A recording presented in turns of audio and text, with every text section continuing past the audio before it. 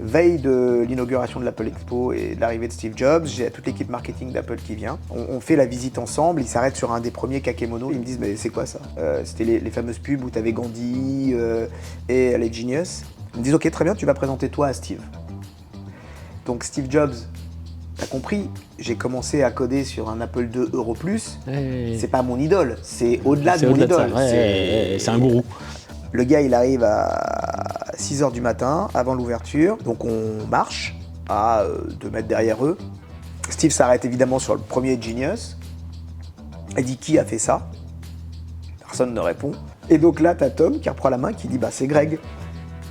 Et là, Steve Jobs me regarde et me dit bravo, c'est très puissant. Bon travail.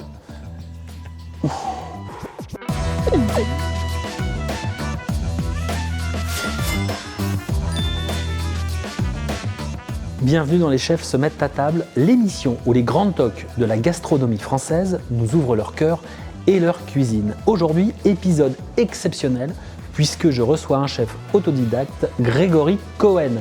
Et oui, vous allez voir qu'il va nous raconter sa vie, son œuvre, j'exagère un peu, mais vous allez voir comment il est passé de l'informatique, du marketing, du geekitude à ses premières amours, c'est-à-dire la cuisine, ce qui lui correspond, comment il a percé à la télé, à la radio, comment il a écrit des livres, parce qu'il est dans le partage, dans la transmission, comment il a ouvert des restaurants comme ici One Place. Vous allez découvrir voilà, toute l'atmosphère, toute la vie, toute la passion de cet homme, de ce grand chef, au travers d'une émission qui va, vous allez voir, c'est génialissime, on y va tout de suite, c'est là, j'y vais. Je file, on est à One Place, c'est parti, il nous reçoit, Grégory Cohen. C'est parti. Grégory ? Toto ? Ouais, bon.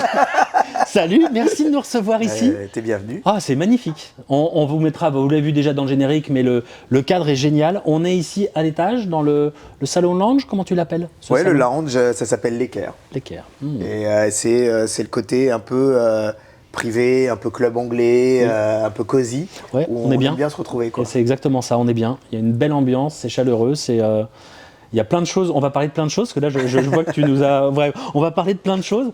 On commence par le tout début. Ouais. C'est quoi ton premier souvenir, toi, de cuisine, de plat Ça remonte à quand ? Ça remonte à... Alors c'est fou, parce qu'en fait, moi, dans la cuisine, j'ai tout s'entrechoque. C'est-à-dire que j'ai les souvenirs de mon arrière-grand-mère, où j'étais petit. À chaque fois, en revanche, le point commun, c'est la famille, la réunion, le partage. Et du coup, mon arrière-grand-mère avait 7 enfants, dont ma grand-mère, évidemment. Ma grand-mère avait 3 enfants, et en moyenne, ils avaient plutôt 3 enfants chacun. Mais ça faisait quand même une sacrée table, puisqu'après, leurs enfants avaient encore... tu vois. Et donc, on se retrouvait très nombreux. C'était rue Bosquet, à Paris. Elle habitait en rez-de-chaussée, on est dans les années 70 et on est tellement nombreux qu'une partie de la famille mange dans la cour, l'autre partie dans le salon et la troisième partie dans la rue.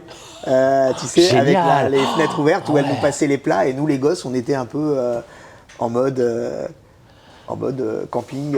C'est ça, c'est ça. Donc c'est ces grandes tablées de famille, c'est ça le premier souvenir que tu as. Donc on va dire que repas égale partage, famille, c'est des moments comme ça conviviaux. Des moments de joie absolue. Des moments où tu vois tes cousins que tu n'as pas vus depuis longtemps, des moments où tu vois tes parents, tes grands-parents heureux. Donc c'est des moments qui marquent énormément et qui construisent évidemment à partir de là. Ouais. Bien sûr. Et est-ce que tu as quand même un plat que tu pourrais associer peut-être à ton arrière-grand-mère ou pas, ou quelque chose, tu dis, ça, quand elle me faisait, c'était dingue ou magique ou... Mon arrière-grand-mère, c'était un plat d'une simplicité absolue. Donc ce sont des pieds noirs d'Algérie. Elle faisait le couscous au beurre. D'où, d'Algérie ? D'Alger. Ok. Et donc elle faisait le couscous au beurre, qui est un couscous égrené à la perfection, avec du beurre. Avec du petit lait ou du lait ribot et avec des fèves qui sont des fèves juste vapeur. Donc c'était un truc simple, tu rajoutais un peu de sucre si tu avais envie de rajouter du sucre, des raisins si tu voulais rajouter des raisins. C'était juste ça. Donc ça c'était exceptionnel. Et sinon, le plat de ma jeunesse, ça c'est ma mère, et c'était le lapin à la moutarde. Ah ouais. Ouais. Donc ça, c'était le plat du dimanche. Elle nous faisait un lapin à la moutarde. Génial. Ouais. Ah ouais. C'est vrai qu'on en. C'est un peu On passé de sait mode. plus, Non, mais c'est vraiment la passé de lapin à la mode. moutarde, ouais, Mais c'est vrai que t'as raison. J'ai envie d'en refaire, tiens, dis donc. Ouais. Ça me revient là, tu m'as donné envie. Ah C'est ouais. Ouais, mais. Alors, elle servait ça avec quoi? Des pâtes? Avec quoi tu peux servir ça? Non, Du elle riz? servait ça. Ouais, elle faisait elle faisait des légumes d'ailleurs avec. Lapin à la moutarde avec légumes. Ouais,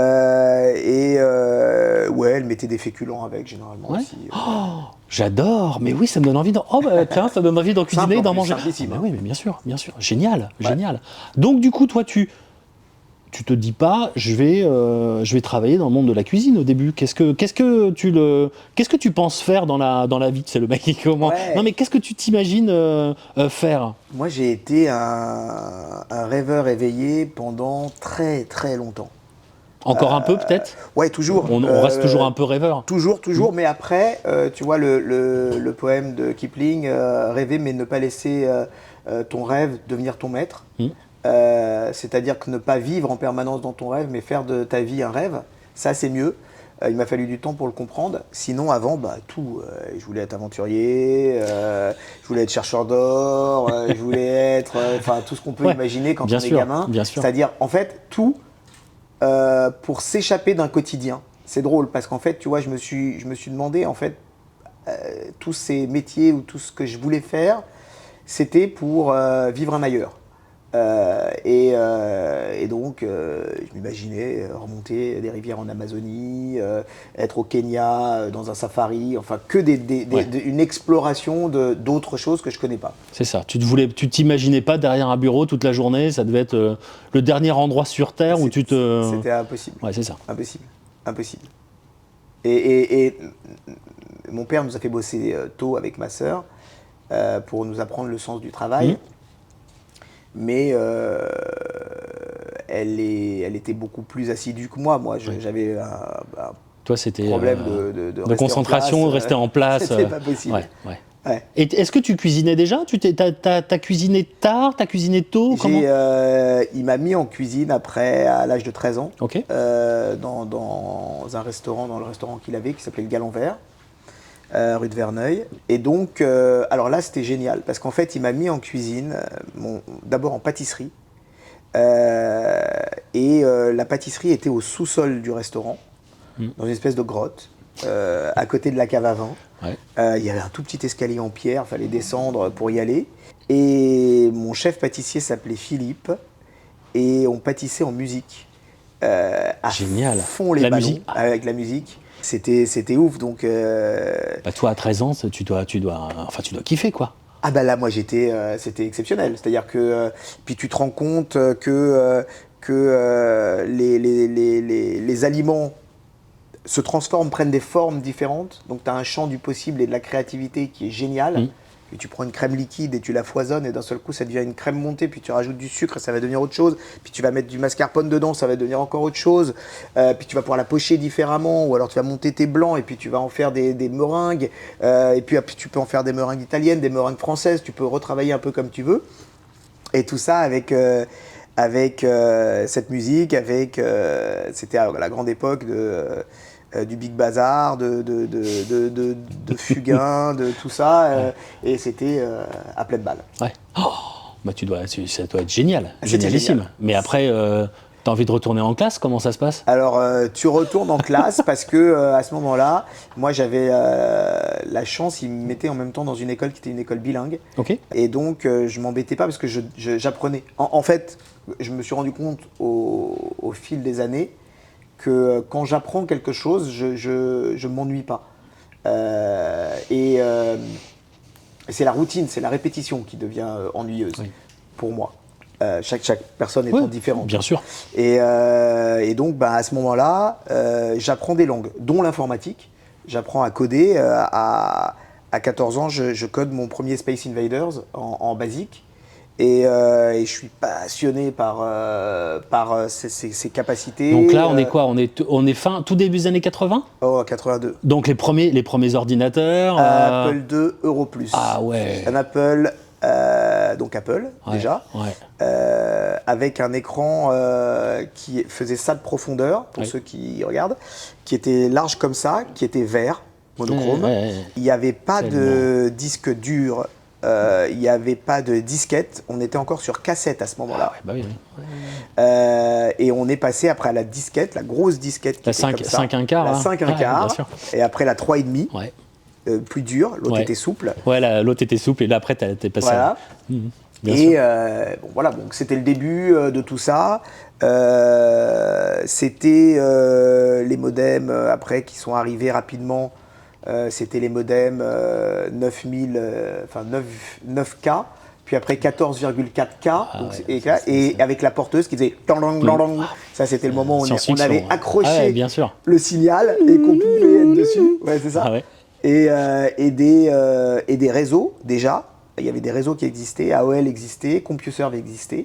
C'était des réseaux dans lesquels que des geeks étaient dessus. Le code, machin, tu l'as fait comment? Et on s'envoyait des messages. Mais donc t'aurais pu basculer toi du côté geek? Tu l'es peut-être toujours.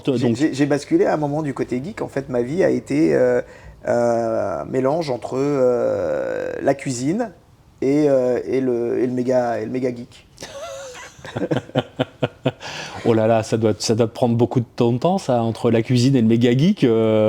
C'est intégré maintenant. Donc, comme c'est intégré, en fait, quand tu commences très très tôt, moi je peux ne pas me faire d'amis. Là, tu sais, quand on dit que les gosses, ils doivent absolument pas être sur les écrans, etc. Et tout, ça me fait penser un petit peu à tous ces gens qui avaient les deux pieds sur les freins dès qu'il y avait une innovation technologique.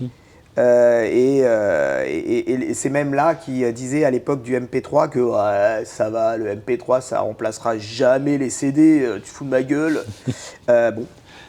Ok. Là aujourd'hui, il faut se dire que nos gosses vivent avec la technologie, grandissent avec la technologie, et que ça c'est aujourd'hui. Mais quand tu vois le gap technologique de ces 10 dernières années, 20 dernières années, que tu te rends compte que Instagram, ça n'a que 15 ans. C'est un bébé, Instagram. YouTube, ça doit avoir peut-être 10 ans de plus. Allez, max. Même pas. Fin des années 90, envoyer des mails, c'était compliqué. Fin des années 90. Exactement. Et la vraie explosion des smartphones, de tout ça, ça a une 20, 22 ans, 25 ans max. iPhone, c'est 2007. Voilà. Tu te rends compte? Donc ça n'a même pas 20 ans encore. T'imagines aujourd'hui, on est en train d'évoluer. Là, tes lunettes, c'est des lunettes de vue, mais les mêmes sont en méta 2, que deuxième génération. Et tu as déjà aujourd'hui la possibilité avec tes doigts de pouvoir les scroller, d'avoir un écran intégré, d'avoir de l'oreille, c'est-à-dire de l'audio juste sur ta vibration osseuse. Enfin, on est dans un truc et donc quand on te dit aujourd'hui, attention les enfants, les écrans, mais en fait les gars, c'est même pas un sujet, c'est même pas un débat. C'est-à-dire qu'ils vont être complètement intégrés. Dans quelques temps, tous les films d'anticipation qu'on voyait, où on parlait à un robot qui nous posait des questions et on lui disait, alors peu importe comment on l'appelait, mais aujourd'hui, tu prends ton intelligence artificielle, quelle qu'elle soit, tu lui parles. Tu lui parles, elle te répond comme si, d'une manière pratiquement humaine. Sur n'importe quel sujet, bien sûr. Et on est aujourd'hui à un an d'intelligence artificielle. C'est ce que j'allais dire, on n'est même pas au balbutiement, on n'est même pas à la préface de l'histoire. Donc l'intégration à terme de la petite chip qu'on va te mettre ici pour gérer tes mouvements de main, de la petite truc qui va être là, qui va être miniaturisée, parce que ce qu'il faut se dire, c'est que moi, quand j'ai commencé l'informatique, donc on parle de ces ordinateurs à cassette, mais les ordinateurs qui étaient les gros ordinateurs, les IBM, donc c'était le 3090, c'était une pièce entière. Okay. Cette pièce entière aujourd'hui, c'est-à-dire 40 ans après, cette pièce entière, elle est moins puissante que ça. C'est-à-dire qu'en miniaturisation, optimisation, et là on va arriver bientôt sur l'informatique quantique, ce qu'on est en train de faire déjà là maintenant, ce qui fait que la capacité de calcul de ça... Ça va être exponentiel. Et on n'a même pas idée. Donc, tout ça pour dire, ne vous inquiétez pas, si vos gosses regardent des écrans et sont geeks de base, c'est normal parce que de toute façon, ils l'utiliseront pour plus tard et c'est certain. Ouais, bien sûr. Belle aparté geek, c'est bien, c'est bien, ça. Mais non, mais c'est super intéressant. Mais c'est vrai, moi je me souviens que un article où il te disait que on s'est posé sur la Lune avec un ordinateur qui est moins puissant que n'importe quelle montre maintenant. Quoi. C'est ouf. N'importe quelle montre maintenant. Mais oui. Tu te rends compte quand on dit c'était il y a 50 ans. C'était des pionniers et des explorateurs, bah oui. Pour le coup, c'était des vrais explorateurs. Et même à l'époque, quand on regardait Star Trek, la fameuse série Star Trek, bien sûr. Évidemment. avec Spock. Tu sais d'ailleurs que ça, c'est le signe des Cohen. C'est pris de l'Ancien Testament et c'est un des signes des Cohen quand ils rentraient dans le temple de Salomon. Génial.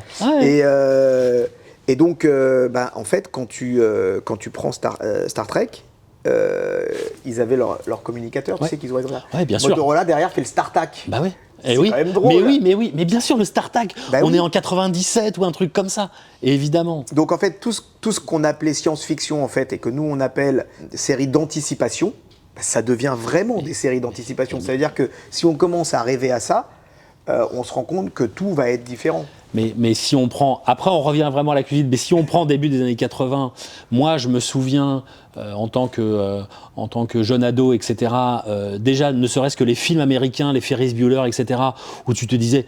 Il arrive avec son ordinateur qu'il a dans sa chambre à se connecter à l'ordinateur de son école pour changer ses notes. C'est des ouf, c'était incroyable, quoi. Tu vois, déjà entre l'Europe et les US, déjà... Dans ces années-là ? Ouais. Ça, je l'ai fait. J'ai changé des notes pour des potes. Incroyable. Ouais. Incroyable. Bon, ok. Allez, on revient. Années 80, je démarre la cuisine, j'ai 13 ans. Ouais. La première recette que j'apprends à faire en pâtisserie, c'est un mataflan. Donc, c'est une crêpe avec des pommes très très fines qui est après flambée au calvados, caramélisée. Et la première tâche que mon chef de cuisine du coup me fait faire, donc 2 salles, 2 ambiances. Après, je monte en cuisine. Ouais.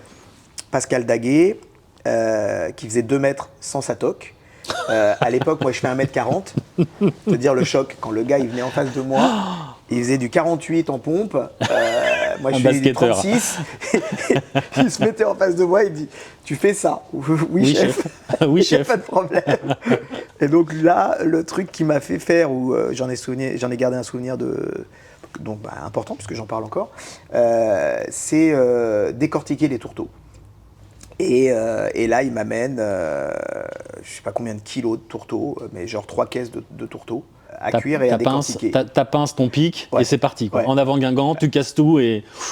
Au bout de, je crois, 5 heures, je monte tout fier en disant « ça y est ». Il redescend et là, il me montre les tourteaux et il me casse des trucs et il me récupère des trucs dans des cartilages, dans des machins, dans des bidules, etc.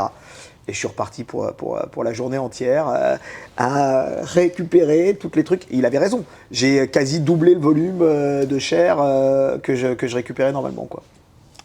Ça, c'est ton premier... Mais là, il n'y avait pas de bruit. Il n'y avait pas de musique.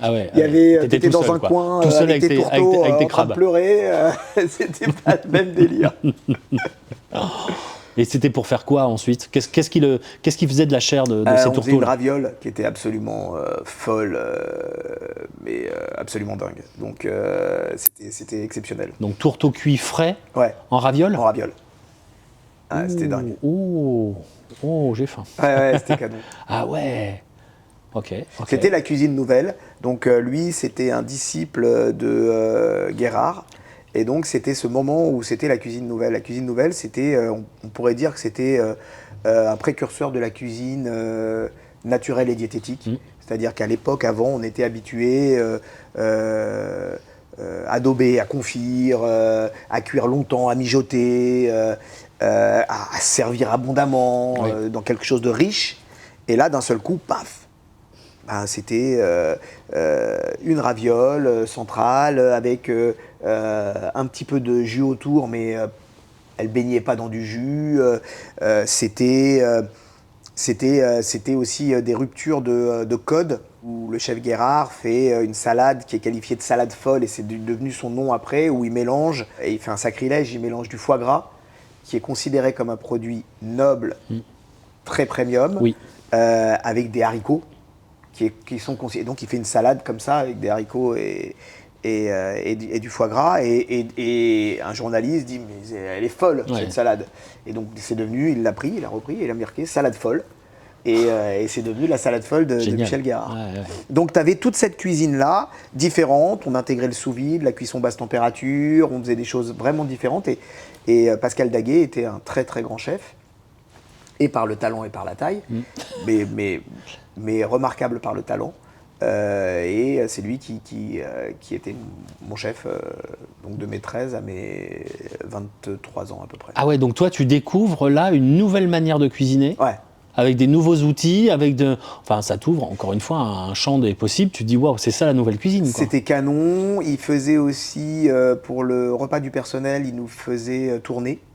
Et donc c'était nous, les gamins, qui faisions les repas du personnel. Ah, c'est rigolo, ça. Donc voilà, mon premier repas c'était une quiche lorraine. J'avais tellement peur, et avec une salade et un assaisonnement à l'huile de noix que j'avais fait, enfin bon bref. Mais tu t'en souviens encore, bah la oui, première fois que mais parce que, alors que c'est d'une simplicité absolue, mais c'est ce moment-là où on te donne une responsabilité, la première grosse responsabilité de nourrir d'autres personnes que ta famille. Et en plus, c'était devenu un jeu où on se notait pas, mais bon, tu vois, à la fin du truc, c'était il a le tour de main, ou alors bon bah c'était vraiment pas bon, on est emmerdé quoi. Et alors toi, comment ça a été? C'est passé. J'en ai gardé un bon souvenir. Ah ouais, c'est génial ça. Quelle chance de pouvoir comme ça transmettre. Et alors du coup, tu retiens en parallèle, tu fais quoi? T'es en cours? Je suis en cours. Ok. Et je suis 3 fois par semaine au restaurant. Ok. En cursus classique? Cursus hyper classique. Ok. Donc plus de mes cours. C'est ça. Donc cursus classique, mais néanmoins le restaurant, ça te permet de pouvoir continuer à apprendre et parfaire et travailler. Ce qui est super génial et en même temps pas génial, parce que du coup tu passes à côté de toutes les amitiés extrascolaires. Oui. Les sorties avec tes potes, toi tu pars bosser. Voilà. D'où quand j'ai 23 ans, je fais mon service militaire et je me dis c'est ça en fait la vie. C'est pas que la cuisine et ça, donc je suis censé revenir pour faire le compagnonnage. Oui. Et en fait, je reviens et j'annonce à mes parents que j'arrête la cuisine. Et que je veux visiter le monde. Voilà. Ah oui, mais c'est pas un lion en cage, mais t'avais envie, à ce moment-là, il fallait que tu découvres autre chose. Que je découvre autre chose. Ouais. Et le service militaire m'a permis de découvrir autre chose. Parce que t'avais fait quoi, toi, à l'armée ? Je me suis retrouvé dans les aviateurs de l'armée de l'air. Merde. Bienvenue au club. 90-10, donc guerre du Golfe, première guerre du Golfe. Oui. Et sauf que alors les aviateurs, globalement, c'est à peu près les pistonnés. C'est ceux qui se retrouvent plus ou moins à Chartres quand ils sont à Paris. Ouais. Donc, moi, j'étais à Chartres, moi. Bon, voilà. Et sauf que moi, j'arrive à Chartres, je suis resté une journée à Chartres. Et la loose absolue, je me retrouve transféré à Doullens dans les fusiliers commandos de l'armée de l'air. Parce qu'il y avait sureffectif à Chartres. Et bizarrement, il y avait moins de monde à Doullens. Chez les Fusco. Doullens, c'est entre Amiens et Arras. C'est une cuvette. Je peux autant te dire qu'en octobre. Ah bah t'es de la 10, donc oui, c'est ça. De ouf. Ah, les classes là-bas. Voilà. Donc souvenir mémorable. Et puis voilà. Objectivement, ça a été des moments exceptionnels parce que c'est des moments de tir au flanc absolu où tu trouves tous les moyens. J'ai essayé de trouver tous les moyens pour éviter tout. Donc, opération commando pour enlever notre fiche de travaux, les TOC ou les TIC, bien sûr. Donc, opération commando dans le bureau du capitaine avec 3 mecs qui étaient en train de vérifier. Tu rentres à l'intérieur, tu trouves la feuille de travaux de notre chambre, tu la vires, et elle n'est plus dans le truc. Donc, on s'est retrouvés à pas faire de trucs pendant 2 mois et demi, quoi. On passait au tram, on jouait au tarot et à la belote. Et bon voilà, on s'est vraiment marré. C'est là que tu te rends compte que tu as des ressources insoupçonnées quand il s'agit parfois de faire des trucs. Mais tout. Et en plus, c'est drôle parce que je devais être, je crois, le seul juif qu'ils avaient vu depuis un petit moment. On n'est pas très nombreux en France et donc je me retrouve là-bas. Donc ils se disent, bah, super, on a un juif sous la main, on va lui faire bouffer des barquettes cachères, puisqu'on a un stock.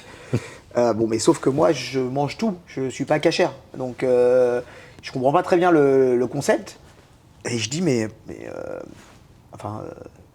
pourquoi vous me donnez ça, quoi? Ils me disent, bah, t'es juif. Je dis, bah oui, mais je ne mange pas cachère, je vais donner-les à quelqu'un d'autre.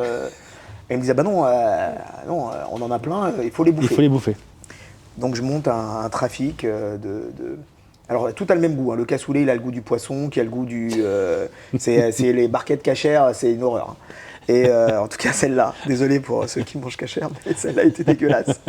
Et donc je monte un deal et du coup je négocie, je fais un espèce de trafic de barquettes assez drôle. Mais ça me donne des avantages. Ce qui est très drôle, c'est que du coup ça me donne des avantages. Et quand le mec de l'orientation arrive, il me dit, vous voulez aller où? Je dis, à Paris. Il me dit, ouais, enfin tout le monde veut aller à Paris, ça va. Ouais. Et là, il y a un gars qui vient le voir et qui fait, je crois qu'il est très pistonné, fais gaffe. Parce que je l'ai vu, il magouille des trucs, il n'est pas emmerdé. Et donc le mec me met Paris. Apte. Paris. Putain, je dis, c'est génial. Je me retrouve à Paris. À Ballard, du coup? Ballard. Attention, section commandement de l'état-major de l'armée de l'air. C'est-à-dire les pistonnés, des pistonnés, des pistonnés. T'arrives le premier jour, l'adjudant-chef qui nous reçoit et qui dit, bon, écoutez, ici tout le monde est pistonné, j'aimerais un peu savoir d'où vous venez. Je dis, bah oui, ok. Il me dit, vous venez d'où? Je dis, bah de Doullens. Il me fait, non mais, qui vous a aiguillé ici? Je dis, bah je sais pas. Il me fait, bon, j'ai l'habitude, vous inquiétez pas. Est-ce que c'est le secrétariat des armées? Je dis non. Est-ce que c'est l'état-major de l'armée de l'air? Je dis non. Il me dit l'état-major des armées? Non. Je dis non. Et puis il monte à chaque fois, tu vois, le gars. Puis après il dit cabinet du ministre? Je dis non. Non. Premier ministre? Je dis non. Il me fait, j'ai compris. Et là il marque présidence. Piston atomique. J'ai zéro. C'est juste que j'ai aucun piston. Je me suis retrouvé là, je sais même pas, mais tant mieux. Et voilà, et du coup j'ai fait mon service militaire, état-major de l'armée de l'air, section commandement, habilité confidentielle défense, c'était canon. Et réintégré chez les aviateurs, donc j'étais même plus fusilier commando. Ouais, c'est ça. Et donc tu étais à la maison j'étais à la maison à 17h30, tous les soirs et j'ai eu, pour soutien de famille, une libération anticipée. Et quand je me fais libérer, donc quand j'ai cette libération anticipée, donc c'était 12 mois le service à l'époque, j'ai 3 mois de libération anticipée, donc je sors à 9 mois, je vais récupérer mes papiers, ils ne trouvent pas mes papiers. Je dis putain mais c'est pas possible et tout. Et en fait c'est parce que l'adjudant, le Dantec, qui m'aimait bien, qui était un super mec, m'avait mis première classe. Donc je termine première classe de l'armée, monsieur. Attention, hein, c'est sérieux. Donc tu avais le trait orange. Mais je ne l'ai même pas porté. Je l'ai su le jour où tu es parti. Ouais. Et là tu te dis, je pars faire le tour du monde. Je pars faire le tour du monde. Je pars à Haïti, parce que j'ai un pote haïtien, new-yorkais haïtien, qui me dit viens à Haïti, c'est canon, il y a plein de trucs à faire. Et là, on commence à rêver de monter un petit resort sur la plage. Donc, j'arrive là-bas, on achète une plage à 2.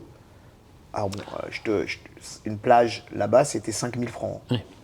Oui, donc ça nous est 2 500 francs à 2. J'avais 5 000 ou 6 000 balles d'économie, donc je me suis dit génial. On achète cette plage. Donc tu as un bout de plage. Donc j'ai un bout de plage. T'as une paillote dessus, t'as quelque chose, t'as juste un bout de plage. On a une paillote. Elle est au nord de l'île. Elle est super intéressante parce que elle est à côté d'un endroit qui s'appelle Chouchou Bay. Et Chouchou Bay, c'est là où tous les bateaux de tourisme US se garent, déposent leur et là, tu as le flot de touristes américains. Donc on se dit, on va monter notre truc, un petit resort. On se voyait avec le bar déjà, les cours de bidule, enfin bon. Et coup d'État. Et là, d'un seul coup, le pays vrille complètement. Coup d'État à Haïti. Plus de bateaux américains. Plus de bateaux américains, mais surtout, on me dit, Greg, il faut partir. Parce que là, ça devient très dangereux. tu es une minorité très visible, Faut pas rester. et tu peux pas rester parce que on sait pas les mouvements de foule, comment ça se passe, etc. À ce moment-là, tout le monde est hystérique, ils sont dans la rue, pratiquement tous avec des machettes, ça devient très violent. Et je pars d'Haïti, je me fais exfiltrer d'Haïti. Bon, je pourrais faire 3 heures sur Haïti, mais parce que le départ d'Haïti, c'était rocambolesque. Mais au final, je me retrouve à l'ambassade des États-Unis, qui était la seule ambassade ouverte où ils t'accueillaient. Et là, ils me disent, ok, très bien, donc t'as le tumulte dehors, la foule, la folie, etc. Et tu rentres dans l'ambassade, et là, t'as presque le bruit de la musique de l'ascenseur, tu sais. Un Coca-Cola? Ouais, Un Coca-Cola, t'es là, monsieur? t'es assis, on te donne un numéro, et t'es encore tremblant. Et dehors, c'est la guerre civile. Dehors, c'est la guerre civile. Ils cherchent des mecs, ils leur font le perlebrun. Le perlebrun, c'est ils lui mettent un pneu autour du gars et ils allument le pneu. Bon. Donc c'est pas fun, tu vois. C'est pas fun. Donc je suis à l'ambassade des États-Unis et là on me propose de partir soit à New York, soit à Miami, qui sont les 2 vols qu'il y a. Et je demande le vol le plus rapide, celui qui part le plus tôt, c'est New York. Et donc je démarre mon aventure américaine à New York. Je suis accueilli par la sœur de Carlex, qui s'appelle Gina, et par sa cousine, qui s'appelle Michelle, qui était mannequin.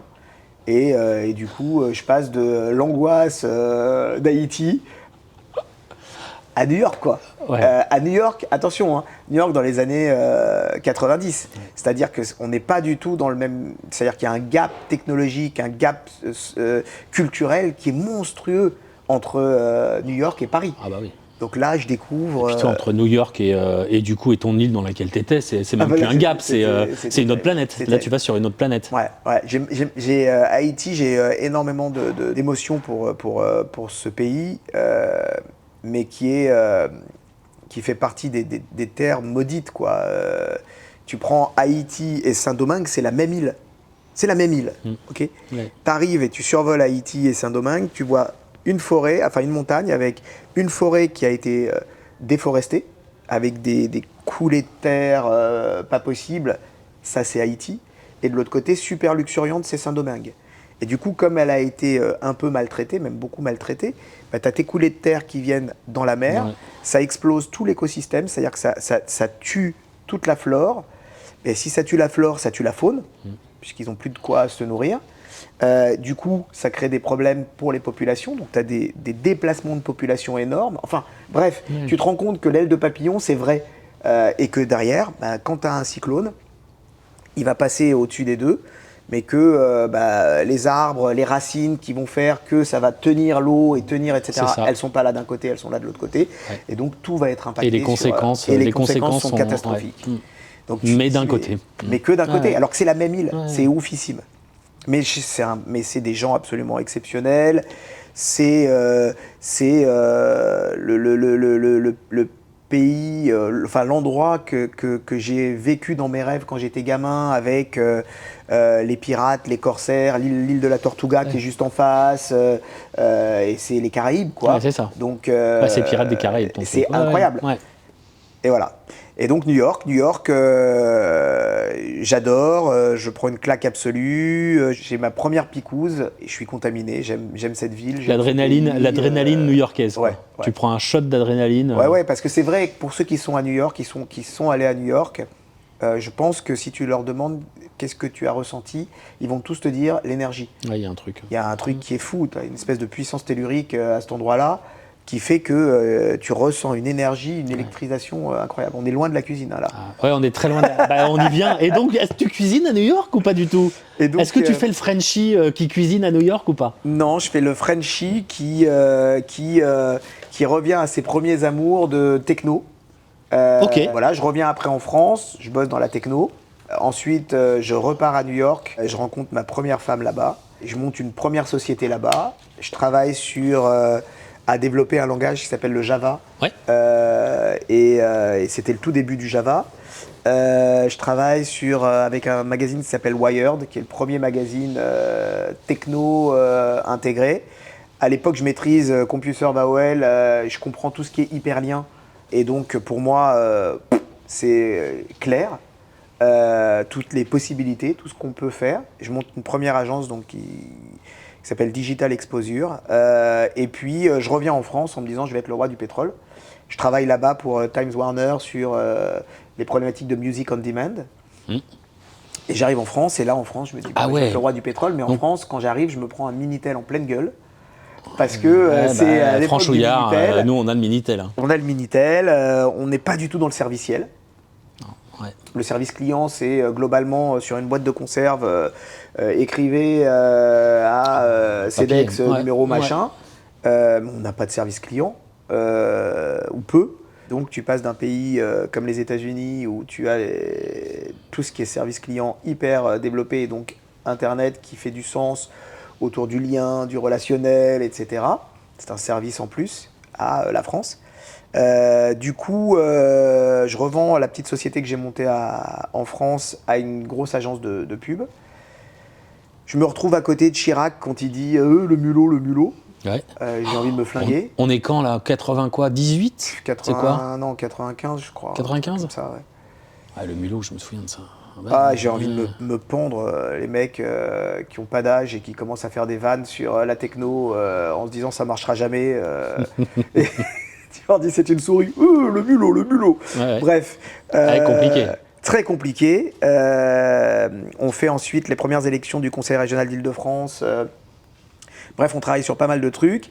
Et Apple, en fait, l'agence marketing d'Apple, CKS, vient nous chercher. Elle a un partenariat dormant avec nous en nous disant Steve Jobs revient chez Apple, il veut relancer, il veut faire sa première grosse annonce sur l'Apple Expo à Paris. Est-ce que vous pouvez l'organiser ? Et donc, dans mon agence, c'est un peu panique à bord. Ouais, c'était Porte de Versailles, ça. Ouais, bien sûr, bien sûr, bien sûr. Et donc, je suis celui qui est identifié comme parlant anglais et ayant le plus d'affinité sur la techno. Apple étant une boîte techno, Greg, t'organises l'Apple Expo. Vas-y, on va te mettre devant, c'est toi qui... C'est toi qui la gères. J'organise l'Apple Expo, donc j'avais jamais fait ça. C'est un barnum absolument incroyable. Veille de l'inauguration de l'Apple Expo et de l'arrivée de Steve Jobs, j'ai toute l'équipe marketing d'Apple qui vient. On fait la visite ensemble. Il s'arrête sur un des premiers kakémonos. Les kakémonos, c'est des espèces de grandes bâches. Ouais, c'est des 9-16 qui sont très comme ça. Ouais. Voilà, tout en descente. Et sauf que c'est des trucs qui font 5 mètres par 2 mètres 50, ou tu vois, enfin c'est des espèces de trucs énormes, imprimés des deux côtés, à l'époque en jet d'encre. Ouais. C'est 72 heures par face, par kakémono, bref, il y en a 20. Et là, je passe avec l'équipe d'Apple et ils me disent mais c'est quoi ça ? Je dis c'est kakémono. C'était les fameuses pubs où tu avais Gandhi ou d'autres, Einstein et compagnie, et les Genius. Et je dis ce sont les kakémonos. Il dit oui, mais c'est pas le matériel qu'on utilise, c'est pas le plastique de la bâche qu'on utilise aux États-Unis. Je dis non, parce que ici, en fait, les normes sécurité incendie sont pas les mêmes. C'est ça. Donc elle n'était pas homologuée. Elle doit être inifugée, etc. quand on est dans un event public. Spécifique, avec bien un... sûr. Voilà, bref. Ouais. Et donc, ils me disent, OK, il faut que tu décroches tout, et tu les refais. Je dis, oui, mais là, c'est pas possible, parce qu'il y en a 20, 72 heures par 20, même si tu multiplies le nombre de machines en rendu, on sera jamais prêt pour demain. Ils me disent, OK, très bien, tu vas présenter toi à Steve. Donc, Steve Jobs, t'as compris, j'ai commencé à coder sur un Apple II Euro+, c'est pas mon idole, c'est au-delà de mon idole. C'est un gourou. Le gars, il arrive à 6h du matin, avant l'ouverture, avec Tom Souter. Tom Souter, c'était le S de CKS. C'était le directeur de création, ami de Steve Jobs, je crois que c'est lui qui avait créé la pomme. Et Tom me dit, t'inquiète, le petit truc, la pomme, le petit truc. T'inquiète, ça va bien se passer. Je dis, bon, ok. Donc on marche, Tom et Steve devant moi, à 2 mètres derrière eux. Steve s'arrête évidemment sur le premier Genius. Il dit qui a fait ça ? Personne ne répond. Il se retourne et là j'ai l'équipe marketing d'Apple. Qui a disparu. C'est vraiment. On rentre derrière toi. Quoi. Oui. Je dis mais quoi ? Et donc là t'as Tom qui reprend la main qui dit c'est Greg. Et là Steve Jobs me regarde et me dit bravo, c'est très puissant, bon travail. Et il continue la visite. Moi, je dis, ouais, je le refais, je peux mourir. Toi, tu voles. Toi, à ce moment-là, tu voles. Bah oui. Tu marches plus, tu voles. Bah oui. Et du coup, l'après-midi même, j'ai un coup de téléphone de Tom Sutter qui me dit Steve aimerait que tu rejoignes notre équipe aux États-Unis. Et donc, me voilà, une semaine après, donner ma démission et partir dans la Silicon Valley, à Cupertino, San Francisco. Ah ouais, donc tu pars en Californie du coup. Ouais. Côte ouest. Ouais. Et côte est aussi, après à New York. Et donc voilà, ça se passe super bien. Je travaille avec eux sur plein de projets. On développe ensemble le Store in Store. C'est-à-dire que les magasins Apple dans les magasins généralistes, ce que tu vois à la Fnac aujourd'hui, ça c'est moi qui l'ai travaillé. Alors t'as quel âge là? T'as quoi, 27, 28 ans? On est en 97 peut-être, entre 96 et 98 je crois. Ouais, c'est ça. C'est ça. Ouais, 25 ans. Mais alors, tu cuisines un peu? 25, si on fait juste une aparté cuisine. Toujours pas. Donc toujours pas. Toujours pas. Non mais toi perso, à la maison. Toujours pas, donc parce resto? que je suis aux États-Unis. Donc c'est takeaway, resto. Bah oui. Oui. T'as pas de takeaway en France. Bah, là-bas, t'as des takeaway. Oui, allô. Là-bas, les restos asiatiques, il y en a mais pléthore. Là-bas, il y a du japonais, il y a des sushis. Il y en a pas en France à ce moment-là. Donc je découvre aussi, toute la bouffe qui est cette casual food, street food qu'on n'a pas. Et qu'est-ce qui t'éclate le plus alors là-bas? Est-ce que t'as le vrai déclic, c'est les Japonais. C'est japonais? Ouais. Toi, t'as mis une claque? Ah ouais. Ah bah oui, parce que là, tu découvres une culture, une cuisine que j'ai jamais connue. Donc, dans des endroits avec une qualité de produit qui est absolument dingo. Ensuite, Chinatown. Chinatown à San Francisco, c'est vraiment quelque chose. Ouais. C'est hyper immersif. T'arrives, t'es ailleurs. Mmh. Donc là, tu découvres les dim sum dans tous les sens, toutes les vapeurs, toutes les bouchées, la cuisine. Tu dois être hystérique. C'est fou, c'est affolant. Ouais. C'est affolant, c'est-à-dire que je mangeais le petit-déj, le brunch. Je faisais, alors quand j'étais à New York, c'était soit j'allais chez Barney Greengrass, c'est un délicatessen poisson. Donc c'est les poissons faits de toutes les façons que tu peux imaginer, fumé, salé, gravlax, tout ce que tu peux imaginer, avec le bagel chaud, avec le cream cheese. Ça, c'est ce qui m'a inspiré Schmatz ici. Ça, Carnegie aussi, qui était une institution, Dean & DeLuca, enfin des endroits où c'était la grande épicerie avant l'heure, parce que ça, c'était la grande épicerie, Dean & DeLuca. Et donc, tu découvres toute cette cuisine folle, accessible à tous les moments de la journée et de la nuit, quasiment. Ça, c'est les US. Hein. T'as faim à n'importe quel moment. Tu sors de boîte, t'as faim, tu sais que t'as 50 endroits où tu peux les manger. Tout ce que tu veux. Donc voilà, la découverte des brunchs avec les œufs bénédicts. Voilà, t'as tous ces trucs-là, évidemment, les vraies cuisines très américaines avec... alors, t'as la cuisine juive américaine avec tout ce qui est délicatessen. Je découvre le pastrami, le corned beef. T'as aussi toute la cuisine quand t'es côte ouest mexicaine. Oui. Et là, les tacos, pour moi, c'était un espèce de truc dur, croustillant.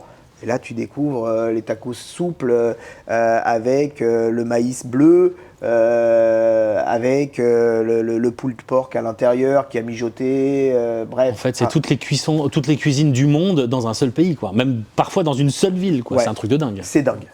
Et ça, vraiment, c'est le fait que tu te dis, tu travailles beaucoup, mais tu as aussi une capacité d'avoir un entertainment autour de la food.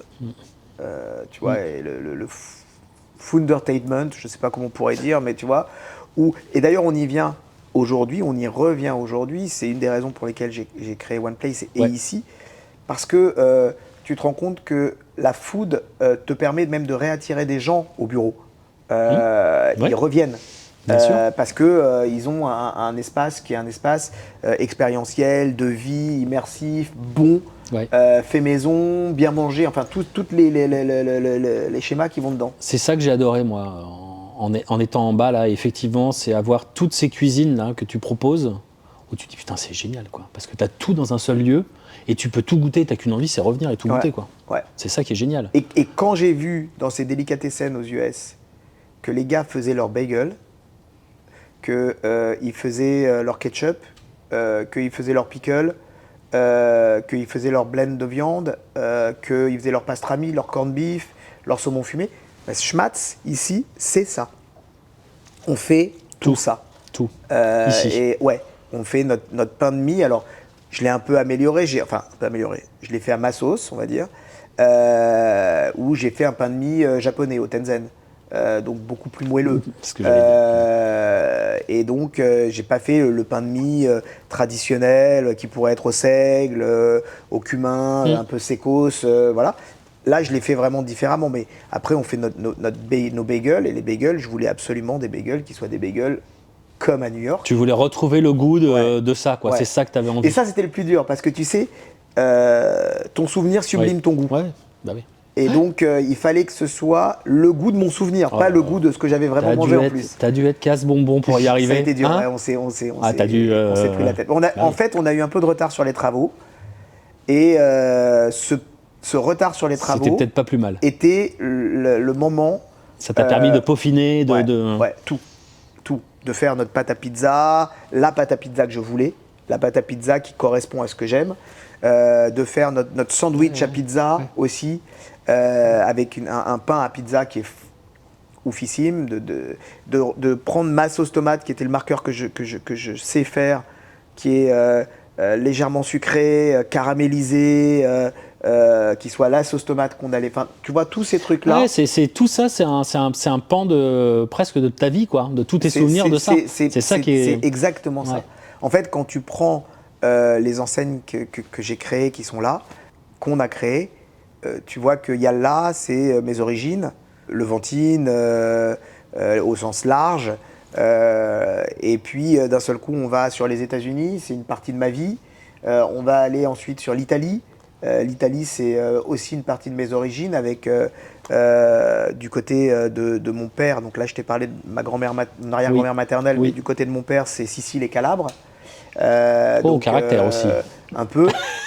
Donc là, on a grandi avec toute la cuisine italienne, les lasagnes, les cannelloni, les pâtes fraîches, le ragoût, enfin bref, toute cette cuisine-là que mes tantes faisaient admirablement bien. Donc ça, c'est Bella Gigi. Et puis ensuite, tu vas sur l'Asie. L'Asie, c'est mon coup de cœur absolu. Moi, chaque fois que je voyage, dans tous les pays où je vais, je me remets dans la peau d'un apprenant ne sachant rien. T'arrives, tu découvres, hop là. Ouais. T'arrives à effacer tous tes souvenirs de ta mémoire, de repartir à zéro. Ouais. Ah, c'est cool ça. Ouais. Je fonctionne en fait dans ma tête avec des cases. Et ça, c'est une chance de ouf. Donc, ouais. Et donc là, quand j'arrive en Thaïlande, la première fois que je vais en Thaïlande, je vais à Koh Samui. Et à Koh Samui, je prends des cours de cuisine avec une chef Roy, qui est la chef qui a formé pratiquement tous les chefs en Thaïlande. Et là, c'est un petit bout de femme comme ça, qui me regarde au bout de 20 minutes et qui me dit « tu souris trop ». Je dis « ok ». Tu vois, je dis « ok ». Et donc ça a commencé comme ça notre relation, depuis c'est devenu une relation d'amitié. Et elle me dit « bon, suis-moi ». Et on prend un vélo et on part tous les deux sur les marchés. Et on fait le marché. Et là, elle me sort tous les produits, elle me fait goûter, elle me fait sentir, elle me fait comprendre, elle me fait voir. Puis après, on prend tous ces produits-là. Et en fait, on avait fait des étapes avec le moment sur uniquement le végétal. Ensuite, le moment sur l'animal avec les différents types, la mer et ensuite la terre. Et ben, je découvre. Et du coup, cette case qui était vide, elle se remplit avec tous les souvenirs, des odeurs, des couleurs, des goûts et elle vient nourrir ma bibliothèque de saveurs que j'ai construite depuis que j'ai 13 ans. Ça, c'est canon. Du coup, voilà, ça, c'est Mademoiselle Chang. Donc, j'ai fait ça en Thaïlande, mais j'ai fait ça aussi au Vietnam, j'ai fait ça aussi en Chine, j'ai fait ça aussi au Japon et en Corée. C'est Mademoiselle Chang, c'est l'Asie au sens large. On fait nos wontons, on fait nos nems, on fait nos soupes, on fait tout aussi. Ouais. Et puis le dernier, c'est Lily and the Moon. Là, c'est le healthy végétarien.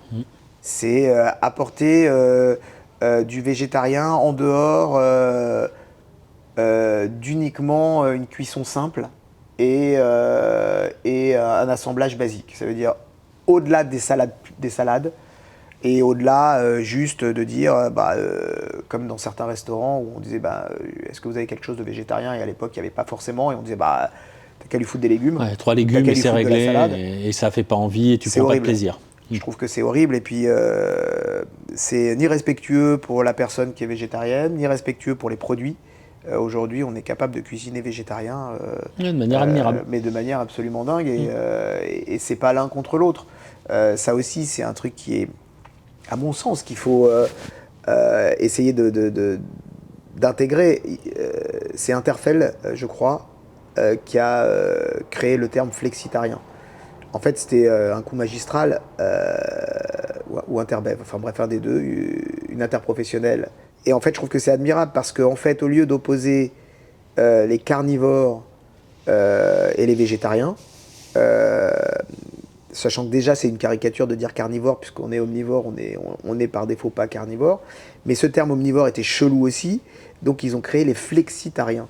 Donc ils ont repris un morceau de végétarien, ça rassure, et ils ont dit en plus que c'était flexible, donc un coup oui, un coup non. Ouais. Finalement, c'est génial, c'est un coup marketing, mais franchement, donc plutôt que d'opposer les uns aux autres, intégrer et réunir les uns et les autres à travers les mêmes valeurs, c'est-à-dire le respect des produits, des aliments, du vivant, le respect du sociétal et de l'environnemental. Considérer que tu ne respectes qu'une partie de cette équation, c'est-à-dire uniquement l'environnemental au détriment du sociétal, ça ne peut pas fonctionner. On a besoin des agriculteurs, on a besoin des éleveurs. On peut pas... on a plus que besoin d'eux, c'est eux qui nous nourrissent. Oui. Donc si tu veux, c'est vital. Donc il faut respecter absolument ces professions qui font un métier admirable. Moi, je suis... ma région de naissance, c'est l'Île-de-France. Ma région de cœur, c'est la Normandie. Je suis rentré dimanche soir. Mais les gars, ils étaient encore dans leur champ. Il faisait nuit. On était dimanche. C'est un métier qui est un métier où tu es dédié à ça. Et c'est souvent un métier qui t'est légué par tes pairs, ses filiales.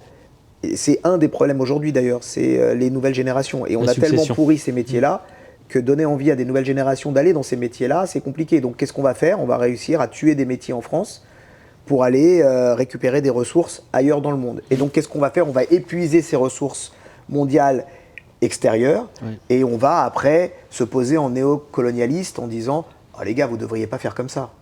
Alors que nous, on l'a fait 150 milliards de fois. Donc tu as tout un truc avec une logique et une compréhension qui est très importante. Il faut comprendre le vivant, par le vivant, pour le vivant.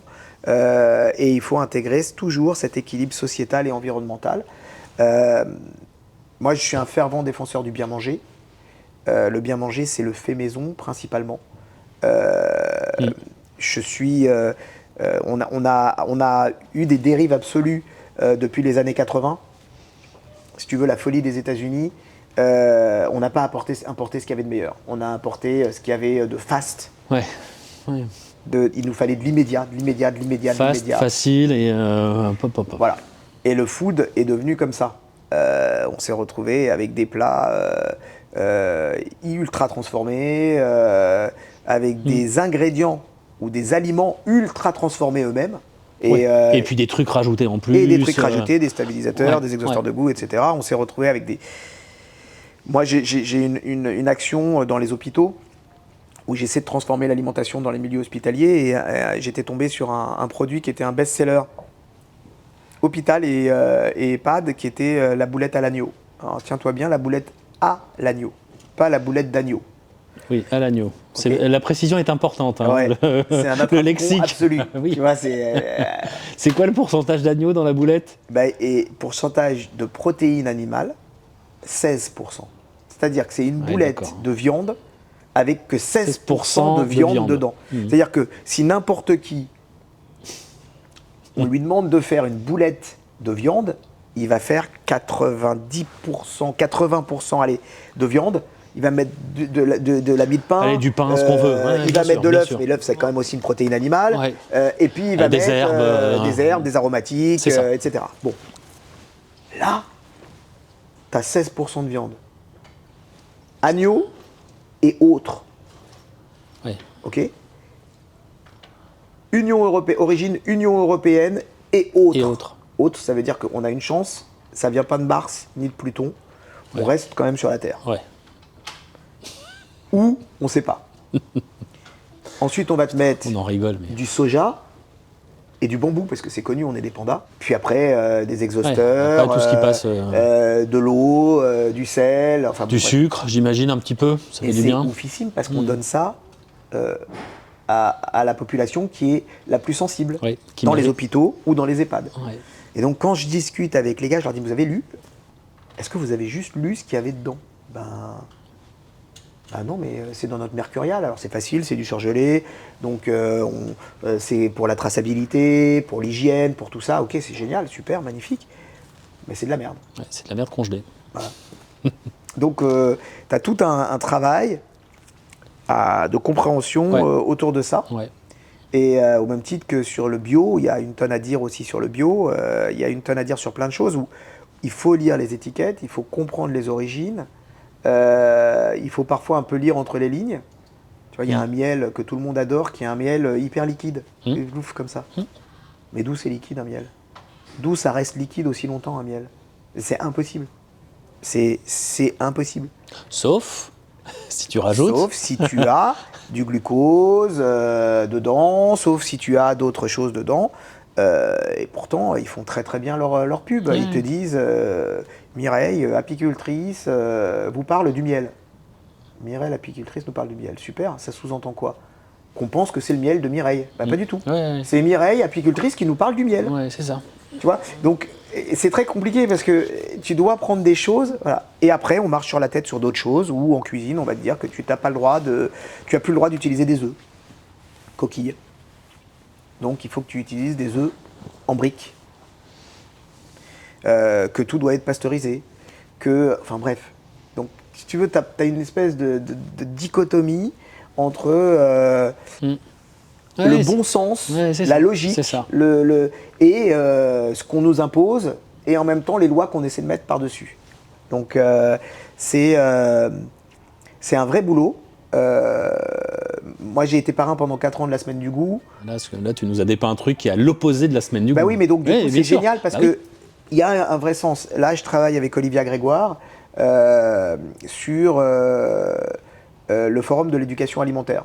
Donc on va présenter bientôt à l'Assemblée avec un projet sur lequel elle se bat depuis très longtemps et elle a tout mon soutien sur l'éducation alimentaire à l'école.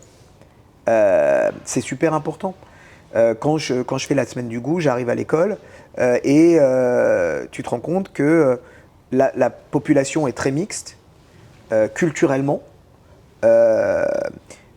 et que du coup, chez elle, certains de ces gamins, chez eux, ne vont pas connaître ou ne pas comprendre certains ingrédients, certains produits, qui sont des produits de notre alimentation quotidienne. Ouais, courant.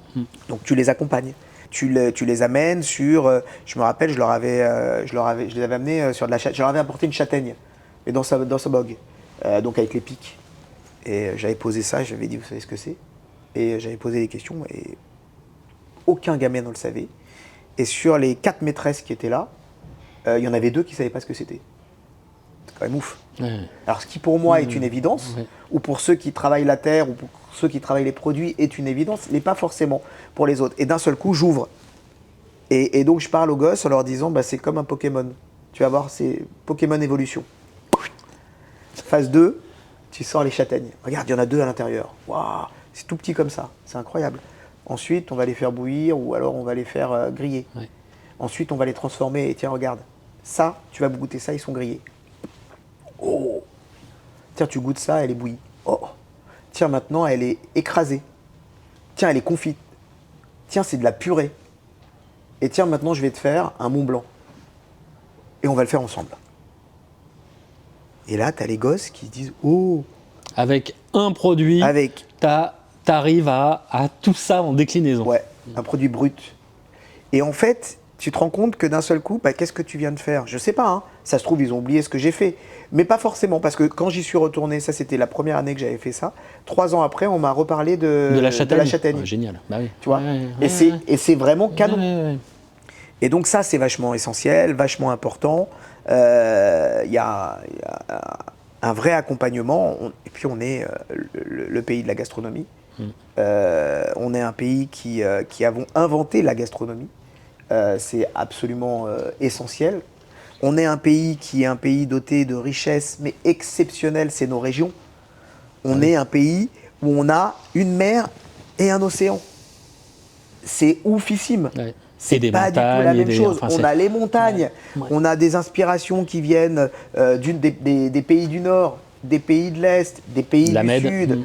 Je veux dire, tu prends l'Italie avec Nice, toute cette partie. Ensuite, tu as le Portugal et l'Espagne de l'autre côté. Ensuite, tu as la Bretagne avec l'Angleterre qui est un peu plus loin. Ensuite, tu as le Nord avec l'Île. Ensuite, tu as la région Grand Est avec l'Alsace-Lorraine, avec l'Allemagne, la Suisse, etc.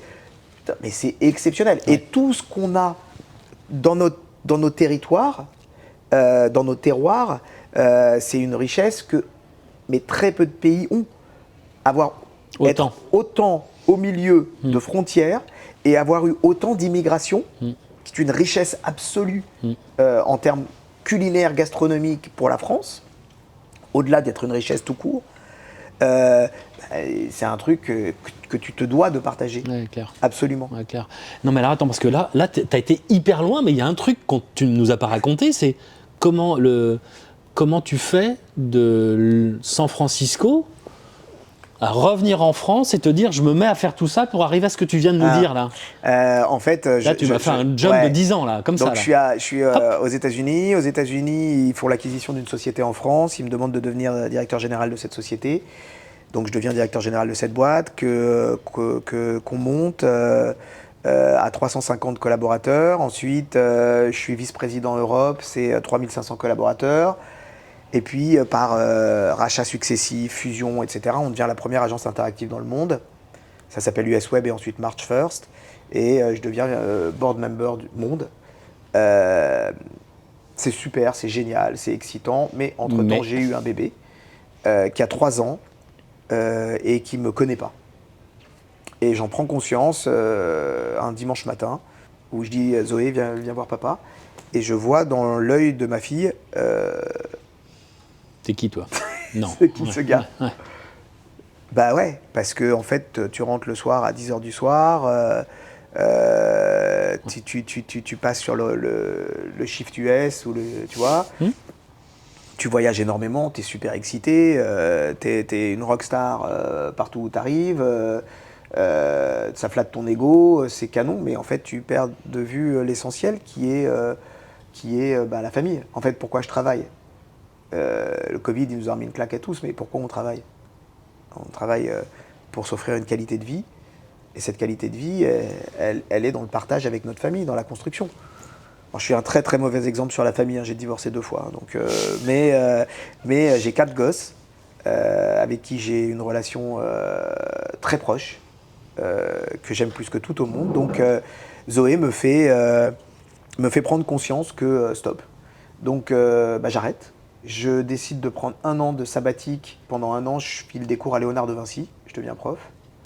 J'avais besoin de donner sans recevoir. J'avais besoin de donner à ce moment-là. Et puis bon, mon mariage ne tient pas, divorce. J'ai la garde partagée des enfants tous les week-ends. À ce moment-là, je pars vivre à la campagne, du côté de Dourdan. Et j'ai les enfants tous les week-ends. Et donc je me remets à cuisiner, mais pour les bonnes raisons, tu vois. Je me remets à cuisiner par amour, par sens nourricier, par envie de transmettre, par envie de partager, par envie de donner. Et on s'éclate. On crée un blog ensemble pour partager et pour qu'il y ait une trace. Ça s'appelle Un homme au fourneau. Je deviens un des premiers blogueurs cuisine. T'es sur quelle plateforme? Overblog. Ok. Ça existe encore? Je sais pas. Je crois que j'ai perdu mon blog. C'était il y a... Ouais. Ah ouais, c'était... Je crois qu'il n'existe plus. Oh, t'en avais pas je beaucoup à l'époque. crois même que je me suis fait taper le nom parce que j'ai pas dû le renouveler. Bref. Et je crée un acronyme qui s'appelle Unomafu, U-N-O-M-A-F-U, un peu japonisant, qui veut dire un homme au fourneau. Et donc sur Twitter, à l'ouverture de Twitter, je suis Unomafu. À l'ouverture de Facebook, je dépose Grégory Cohen, Facebook/Grégory.Cohen. Je suis le premier, donc je l'ai. Bref, je monte ce blog avec mes enfants. Je rencontre celle qui allait être ma seconde femme, qui m'a donné 2 enfants magnifiques et qui devient ma deuxième ex-femme. Super. Et sur ton blog, alors, tu sais quoi? C'est des recettes? Je partage des recettes. D'accord. Des recettes, des bons plans, cuisine, tout autour de la cuisine. Ça revient. Mon ex-femme me dit, en fait, c'est en toi, quoi. Tu peux pas renier ça. Alors très très peu de gens le savent, mais elle m'inscrit à Masterchef pour que, je sais pas. Je pense pour voir le niveau, j'en sais rien. Et moi je dis mais c'est pas possible, je veux pas aller faire Masterchef. Qu'est-ce que tu Oui, parce qu'on est d'accord que à part tes 3 jours là de 13 à 21 ans où tu es en cuisine, tu n'as fait aucune formation de professionnel, on va dire, etc. Tu as tout appris sur le tas. Mais je suis considéré comme professionnel parce que j'ai travaillé en cuisine, j'ai été salarié en cuisine et j'ai fait 10 ans à l'intérieur d'une cuisine. Bien sûr. 16/20 Goemio, donc gastro. Bref, je vais faire le truc de Masterchef. Rapidement, ça fuite que j'ai un passé professionnel. Et donc, l'équipe de Masterchef me dit, bon, Greg... tu peux pas rester. C'est compliqué, tu peux pas rester. Et la productrice de Masterchef vient me voir et me dit, écoute, quand même, tu nous as procuré beaucoup d'émotions dans tout ce que tu nous as fait goûter. Et les jurys trouvent que c'est dégueulasse de dire d'arrêter. Donc, comme on a compris que tu faisais ça, pas pour gagner, mais plus pour toi, ta famille, machin, tu peux venir à la première télé de Masterchef, celle où tu sais, on court. Tu cours pour aller prendre un espace. Etc. Et donc, ils me disent, mais tu passeras pas l'épreuve. Tu passeras pas le truc parce qu'on peut pas te garder. Alors, je dis, ok. Et donc, je mets un sweatshirt rouge pétant. Faudrait qu'on arrive à retrouver les images pour essayer. On peut les retrouver quelque part pour les mettre dans la. On va essayer de retrouver ça. Et ils me mettent au dernier truc puisque je suis numéro. Tu sais, c'est là où tu as 100 personnes et je dois être numéro 94, tu vois. Ils me mettent au fond du bidule et tout le monde y va en marchant. Et moi, je commence à taper un petit sprint et je me retrouve au tout début et je suis au premier rang. Si tu retrouves les images, c'est drôle. Tu me verras avec ma teuté, avec un sweat rouge. Et en fait, j'avais fait ça pour que mes gosses me voient.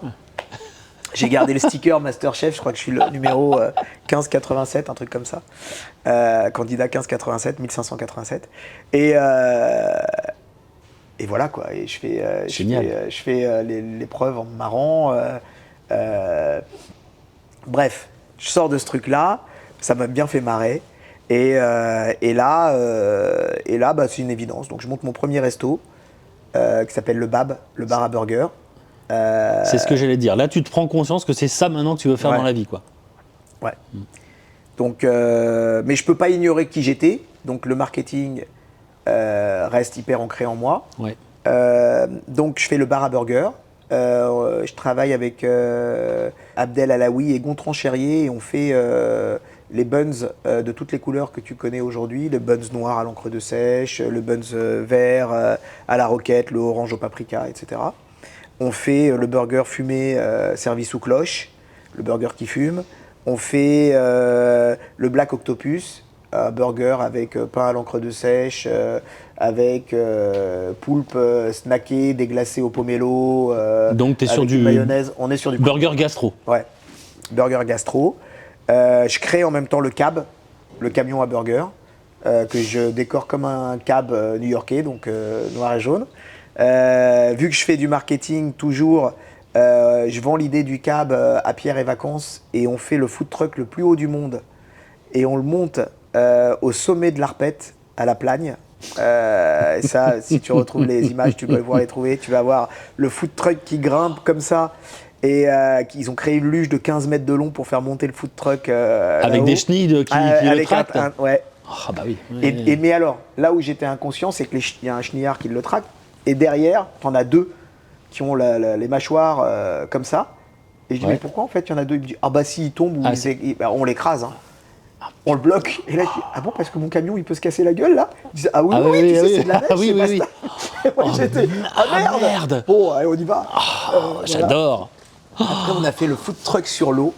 Le food truck sur l'eau, on l'a mis sur une barge et on l'a fait partir de Saint-Tropez. On l'a amené jusqu'à Sainte-Maxime dans un port.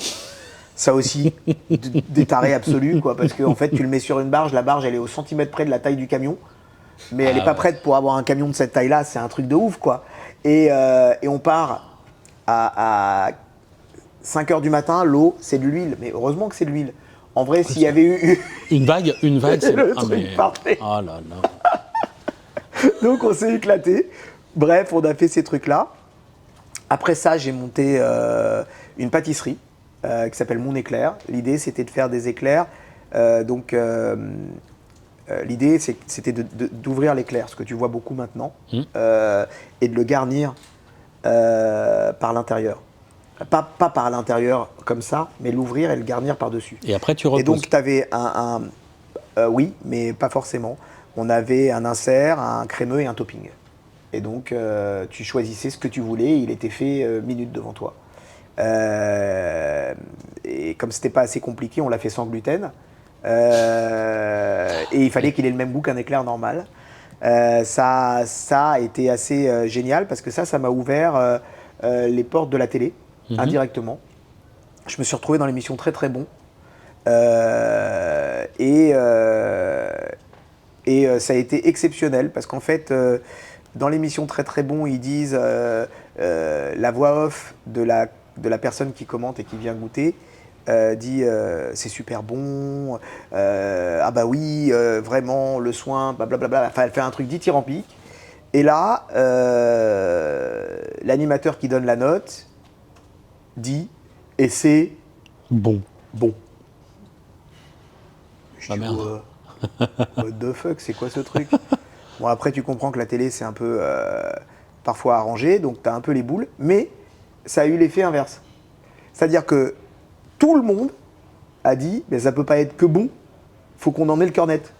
Vu tout ce qu'elle a dit, faut qu'on en ait le cœur net. Donc, on a eu ça t'a fait une marée, pub de dingue. Pub exceptionnelle. Le gars qui avait fait ça, je sais pas pourquoi, finalement m'a rendu un service. Un service de fou. Absolu. Oh. Et derrière ça, j'ai le meilleur pâtissier qui m'appelle et qui me dit est-ce que vous voulez être le chef de la demi-finale du meilleur pâtissier Et moi, en déconnant, je fais demi-finale. Il me fait on est désolé parce que le chef de la finale, c'est Pierre Hermé. Je dis non, je déconne, bien sûr que je prends demi-finale du meilleur pâtissier. Pierre Hermé, chef de la finale, mais avec plaisir. Et donc, je suis chef de la demi-finale. L'épisode sort. Alors normalement, tu n'es pas censé aider. Dans le meilleur pâtissier, les chefs n'étaient pas censés aider les candidats. Mais j'avoue que moi, c'est un peu contre nature. Tu peux pas me demander quand je vois quelqu'un qui va se casser la gueule. Tu vas le voir. C'est impossible. Donc il y a un gars, le pauvre, il était en train de faire infuser des fèves tonka, mais il en avait mis 6. Donc je le regarde et je lui dis ça va. Il me dit oui. Je lui dis on est bien au niveau des fèves. Il me dit faut que j'en rajoute? Je dis non. Il me dit, il faut que j'en enlève. Je le regarde, je fais comme ça. Il me dit, j'en enlève une. Je fais non, t'en gardes une. Et je pars. Et donc, et finalement, son truc sort très bon, bien équilibré en ton cas. Et coup de bol, sur les réseaux sociaux, un chef bienveillant, génial, mais qui c'est ce gars, mais machin, etc. Ça a amené tout un truc. Après, on m'a demandé de faire un casting pour une émission de télé sur France 2. Moi, hyper antipatoche, j'étais dans mon labo en train de cuisiner. Je fais, j'ai pas le temps, franchement, j'ai pas le temps. Ils me disent, non, mais ça prendra. Enfin, vraiment, toi, ils négocient et ils insistent. Ça prendra pas longtemps, machin. Je dis, bon, mais vous êtes où? Parce que je dis, moi, je suis dans le 16e, enfin, dans le 17e, limite 16e. Donc, si c'est pour aller à. Non, on est à Trocadéro. Je dis, ah, bon, Trocadéro, okay. ça va, bon, c'est à va. côté. Je dis, bah, écoutez, moi, je déjeune dans une demi-heure. Je suis là dans une heure. Vous prenez un sandwich et je viens faire le casting. Ah oui, génial, on vous attend. Bon. Et puis, je fais le casting. Donc, c'était pour une émission qui va s'appeler après Chérie, c'est moi le chef. Sortie de casting, ils me rappellent, ils me disent, on aimerait faire un petit pilote. Est-ce que vous êtes d'accord pour faire le petit pilote? Je dis ouais, ok. Donc je fais le petit pilote avec eux. Puis après ils me disent bon ben on va faire un numéro 0. Est-ce que vous êtes d'accord pour faire le numéro 0? Je dis ok. Puis là j'arrive et je vois qu'ils ont contacté un autre chef. Je dis putain c'est la loose. Je fais le casting, ils me prennent au casting. Je fais le pilote, ils me demandent de faire le pilote, je fais le pilote, et là ils me demandent le numéro 0 et ils me foutent un autre chef en compète, quoi. Putain, c'est dégueu, pas cool. J'étais dégoûté. Et puis ils me disent, bon, tu comprends, l'autre chef en plus, il n'est pas de Paris, donc il doit passer en premier. Tu comprends, parce qu'il a un train à prendre. Je dis, bon, ok. Putain, il me convoque à 18h. Il est 21h30, je suis toujours pas passé, j'en peux hup, je suis dans ma loge, je suis au bout de ma vie. Putain, 21h45, je fais allez, fuck.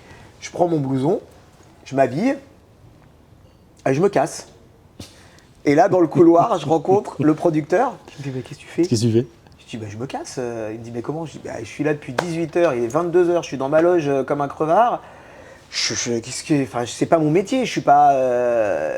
J'ai d'autres trucs à faire, quoi. Puis voilà, quoi. Donc, c'est pas grave. Il me disait non, s'il te plaît, attends, mais on t'a pas donné à manger. Je dis ben non, attends, on s'occupe de toi, machin. Bref, ils me foutent 3 personnes pour me raconter des blagues et me garder dans ma loge. Puis à 22h30, on me dit bon bah c'est à toi, Greg. Je dis c'est à moi quoi? Je dis parce que le gars, ça fait quand même 4h30 qu'il est en train de tourner. Et donc je vais prendre les mêmes candidats et il faut que je les fasse marrer, il faut que je leur refasse de la fraîcheur et tout. C'est pas cool, hein, c'est chaud. Il me dit non, bah vas-y, bon. Ah bon alors, 4 heures dans la loge, j'avais eu le temps d'apprendre tout. Hein.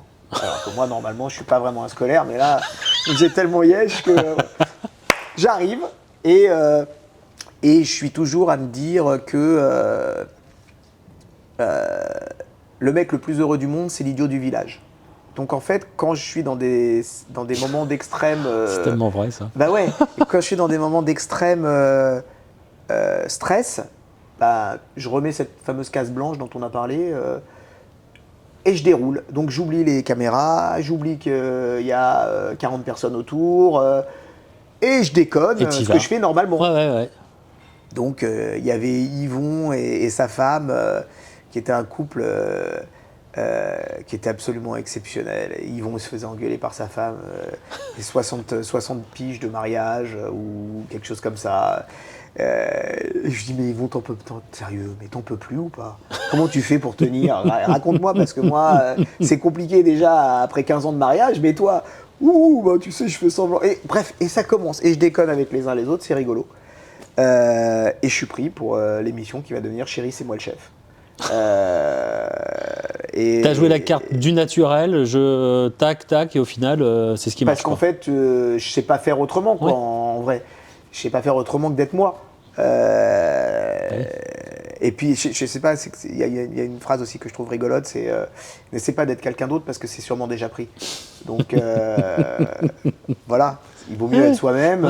Puis si t'es un mec plutôt sympa, bah, ça se voit. Et t'as pas besoin de faire semblant. C'est quand t'es un sale con qu'il vaut mieux faire semblant. clair. Sinon, ça t'aide pas trop. Ouais, bien sûr. Donc voilà, je fais cette émission. Cette émission, elle m'ouvre pas mal de projets, de consulting, d'accompagnement. C'est ce que j'allais dire, d'un point de vue business, le fait d'être comme ça dans une émission, ça t'ouvre les portes. Ouais, parce que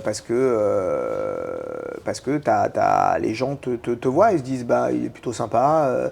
Il faut que tu comprennes, quand tu fais une émission de télé, t'es chez les gens, t'es chez eux. C'est-à-dire que la télé, elle est chez eux. Donc parfois, moi j'ai des gens, ils viennent, ils me parlent, ils me tutoient, ils me prennent par l'épaule, mais c'est pas irrespectueux, c'est juste que je suis. C'est moi qui me suis invité chez eux. T'es presque un ami, quelqu'un de la famille, quoi. À mon petit niveau. Donc c'était une émission quotidienne, 17h-18h sur France 2. On prend la case à 250 000 téléspectateurs, donc c'est une case qui va pas très bien. Et on la monte à 700 000 téléspectateurs. L'objectif c'était 500 000. En disant vous la doublez, on l'a fait à 700 000, qui fait que ça a été triplé, un des plus gros succès cuisine de France Télé. Donc génial, l'aventure canonissime. Exceptionnelle. Des rencontres, les candidats géniaux, tous, des rencontres humaines absolument exceptionnelles. Donc vraiment top. Par contre, c'est du gros boulot, non? À tourner et tout ça, c'est un... Ouais, c'était 6h minuit. 3 jours par semaine, 6h minuit et 6 émissions enregistrées. Donc 6 émissions en 3 jours, donc tu fais 2 émissions par jour, quoi. Non, 6 émissions par jour. Ah oui. Évidemment. Non, 6 émissions par jour. Ah ouais, là il te faut du... putain. Bah tu rentres en mode... Alors, je pense que, tu vois, on a une force à être en cuisine, c'est que la capacité d'absorption de la fatigue et du travail, c'est quelque chose inhérent à nos métiers. Tu vois, on parle de pénibilité de métier, je pense que quand quelqu'un a un métier qui a une pénibilité, le mettre en dehors de ce métier-là et lui demander des horaires élargis, etc., mais avec un confort qui est différent, il peut l'encaisser. Donc ça a été cool. Le truc qui a été cool, c'est que je me suis rendu compte que j'avais la chance de pouvoir parler quand on me parlait. C'est-à-dire que j'avais une oreillette et on me parlait à l'oreillette, et pendant qu'on me parlait à l'oreillette, je pouvais quand même parler sans que ça me déstabilise. Et tu as des personnes qui c'est un vrai métier, hein, c'est compliqué. C'est plus compliqué. Oui. C'est plus une aptitude en fait. J'ai eu la chance d'avoir ça, de me rendre compte que ça ne me gênait pas. Et du coup, voilà, tu fais 6 émissions par jour, c'est un boulot monstrueux, mais c'est génial. Ouais. Oh, génial, génial. Et alors du coup, qu'est-ce qui fait que tu passes, c'est pas du showbiz, mais je veux dire, comment tu te ressens après pour arriver à ici? Qu'est-ce qui fait, c'est quoi les étapes? Donc j'ouvre plusieurs restaurants, j'ouvre plusieurs hôtels, je fais pas mal de consulting et j'ai ce projet qui est en moi depuis longtemps de faire ça. Ce que tu nous as raconté donc, tout à l'heure, un endroit, one place où tu vas avoir comme ça, c'est plus que de la street food, mais tout un tas de cuisine que tu as adoré goûter d'abord et ensuite proposer en gardant le souvenir de ce que tu avais goûté, quoi. Et alors ça, du coup? Et alors ça, parce que t'es multifacette. Et alors là, qu'est-ce que c'est que cette... Ça, c'est les rencontres, toujours, ce qui me motive énormément. Donc un voyage à Madagascar. J'ai rencontré une famille absolument exceptionnelle, la famille d'Abézi. J'ai rencontré un peuple absolument fou de gentillesse, les Malgaches, et un territoire qui est dingue avec Madagascar. Et donc la famille d'Abézi, c'est ceux qui ont Rova Caviar et Krasnodar. Et ils m'ont amené dans un voyage quasi initiatique. Et pourquoi le rhum alors? Pourquoi le rhum pimpé? Parce qu'à Madagascar, je me suis rendu compte, donc ils ont des produits absolument fous. Et aujourd'hui, ce rhum, il s'appelle Mad, parce qu'il est dingue. Donc Mad, ça veut dire fou en anglais. C'est aussi un diminutif de Madagascar. Qu'ils ont des produits fous, ils ont la vanille, qui est une des meilleures vanilles au monde, c'est la Pompona. Ils ont du café, ils ont du cacao avec des plantations, mais exceptionnelles. Et ils ont évidemment le poivre sauvage, mais ils font pas de rhum. En fait, j'ai cherché partout. Ils font très peu de rhum. Parce qu'ils ont le droit de faire leur propre alcool. Ah oui. Ouais. Alors, ce que je te conseille absolument pas de boire, Faut pas, parce que faut pas. tu peux vraiment perdre la vue Très vite. très vite. C'est-à-dire que les gars, ils font des mélanges. Faut pas la boire, cette alcool. Tu mets ça dans la mobilette. Ah oui, tu peux démarrer ce que tu veux avec là. C'est un anti-grippe, tout ce que tu veux. Et donc, je me suis dit, c'est fou, quoi. Ils ont tous ces produits. Et j'ai rencontré un type qui s'appelle Benjamin Roldos, ici à Paris, qui a sa marque de rhum. Et je lui ai dit, Benjamin, j'aimerais faire mon rhum. J'adore le rhum, mais j'aimerais faire ce rhum-là. Et je lui ai expliqué, mais je lui ai dit, mais c'est un rhum que j'aimerais faire par transfert, par capillarité de produits, et pas en rajoutant du sucre, de la mélasse ou autre chose. Je veux du rhum brut avec le produit brut. Je veux un choc de saveurs. Donc là, tu as 2 ingrédients par, par bouteille en fait. Ouais, exactement ça. J'ai Ouais, 2 ingrédients hyper par simple. bouteille. Du Donc, produit, point. Produit, point. Donc j'ai un rhum au cacao. Je vais faire, Donc, c'est celui-là. Je vais faire, et voilà, je vais faire téléachat. Vas-y. Ah, c'est celui-là. C'est celui-là. Ici. Et même rhum au retourne-le cacao. parce que la couleur. Ah non, mais il est parce que vous voyez, hein, Ouais. il y a des couleurs à chaque fois qui sont différentes en fonction des rhums, quoi. C'est génial. C'est génial. Donc celui-là, il est au cacao. Cacao. Et tu as encore quelques beans Oui, qui exactement. sont à exactement. l'intérieur. Exactement. Celui-là, il est au poivre sauvage. Alors du coup, ça va être quoi la particularité au poivre? C'est ton préféré, le poivre sauvage? Je crois que c'est le plus intéressant. Enfin, Ouais. c'est pour moi. Hein. Oui. Tu vas avoir un goût de rhum, évidemment, et de poivre, mais en bouche, pas en gorge. Oui. Et c'est absolument dingue. Ah ouais. C'est absolument dingue. Donc, tu as ce goût de poivre en bouche qui fait que il est juste dosé. Ouais, il est juste comme il faut. Il est juste pile. Une fois qu'il a été, une fois qu'il a transféré, on le retire. On a notre balance, notre équilibre, et on le maintient comme ça. Waouh. Tu as celui au café. En fait, tout est subtil, mais tu vas les sentir. On les voit là, ici, les grains de café. Mais tu vas les sentir au nez, tu vas les avoir en bouche. Et voilà, et tu as ici le dernier avec la vanille, l'énorme gousse de vanille à l'intérieur. Ah oui, puis avec la vanille, c'est pour ça que c'est le plus ambré, le plus teinté celui-là. Ouais, hein, exactement. la vanille. Hein. Si on avait ce serait presque comme ça en termes de. Ah oui, c'est ça, c'est exactement ça, en couleur. Voilà, en couleur, exactement. Ouais. La vanille aussi, bon après c'est plus pas classique, mais c'est plus ça que tu t'associes, on va dire au rhum, moi comme ça naturellement. Bien sûr. Je serais plus la vanille que les autres, mais ah ouais, ça doit être hyper intéressant. Tu vois la vanille, à goûter. Ça. Wow. Bah oui. Bravo. Et ces petites. Et alors là, qu'est-ce que c'est ça? Qu'est-ce que tu nous as ramené? Bah ça c'est toujours dans la logique, tu sais, de partage. Oui. De transmission.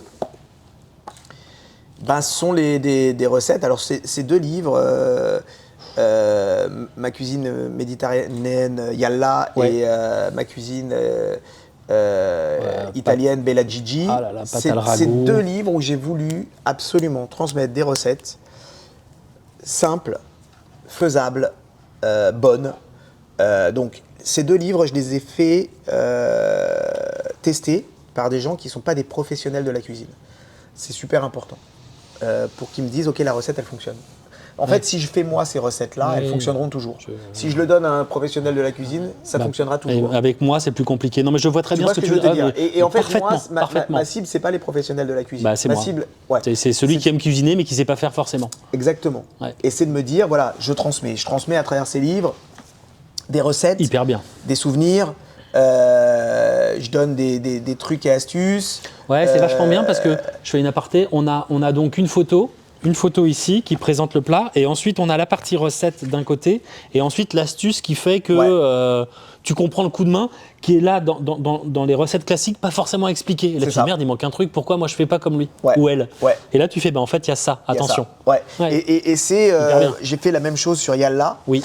Et en fait moi je trouve que c'est canon parce que ça te donne aussi les erreurs à éviter, les petits secrets, l'astuce bonus. Si tu n'as pas ça, tel ingrédient, par quoi tu le remplaces? Ah, génial.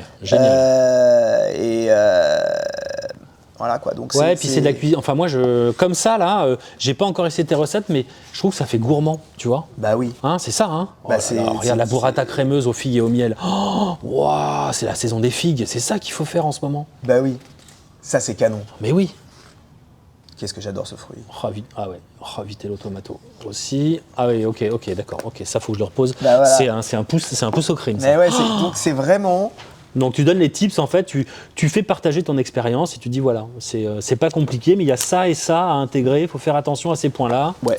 Bah oui. Et du coup, ça change parce que c'est vrai que quand tu prends un livre de recettes, ce que je me disais, c'est que tu prends un livre de recettes, mais en fait, tu sais pas à quoi ça va ressembler. Enfin, tu vois la photo de ce à quoi ça va ressembler, mais en vrai, quand je fais, par exemple, on va te dire, fais un baba ganoush, donc aubergine grillée, un quart d'aubergine. Bon, bah, Oui. tes aubergines, il faut que tu les fasses dégorger. Et donc, si on ne te le dit pas au départ, tu vas te retrouver avec beaucoup d'eau. Oui. La peau de ton aubergine, il faut que tu la fasses brûler. Donc, comment tu la fais brûler si tu n'as pas de gaz Ensuite, bien il faut sûr. que tu l'épluches. Comment est-ce que tu vas l'éplucher facilement ? Bah, faut que tu la mettes dans un papier alu une fois qu'elles sont chaudes. Et ensuite, une fois que tu l'enlèves, Oui, c'est tu tous vas les l'enlever en 2 tips. secondes. C'est tous les tips qu'un pro maîtrise parfaitement, mais qu'un néophyte comme moi, tu connais pas et donc tu dis merde, j'arrive pas au même résultat. Ouais, quoi. et ça, je m'en suis rendu compte pendant le Covid. France Inter, ils m'ont appelé, ils m'ont dit voilà, on aimerait faire une émission quotidienne et il faudrait que tu nous donnes des recettes de cuisine. Est-ce que tu peux tous les jours ? Je dis oui. Et donc, je donnais tous les jours 2 ou 3 recettes de cuisine. On travaillait énormément avec Ali Rebéi, c'était dans Grand Bien vous fasse. Et Ali m'a expliqué de me mettre dans les chaussures d'un gars qui sait pas. Dans mes baskets. Ouais, Tu te mets dans mes baskets. c'est ça. Mhm. Et du coup, des choses qui pour moi me paraissent tellement évidentes, Moi, ça ne l'est pas. Ah oui. pour quelqu'un d'autre, ça l'est Bah pas oui, forcément. bah oui. Et donc, en fait, dans l'idée de dire je veux transmettre et je veux partager, si je veux vraiment transmettre et vraiment partager, il faut que je sois le plus didactique, le plus pédagogue, le plus explicite possible. On en revient au couillon du village. Il faut Ouais. que tu. Voilà. Il faut que je pense comme lui, Ouais. pour que tout le monde comprenne. Mhm. En gros, c'est à peu près ça. Ouais. Et voilà, donc moi du coup, j'aime beaucoup cet exercice des livres.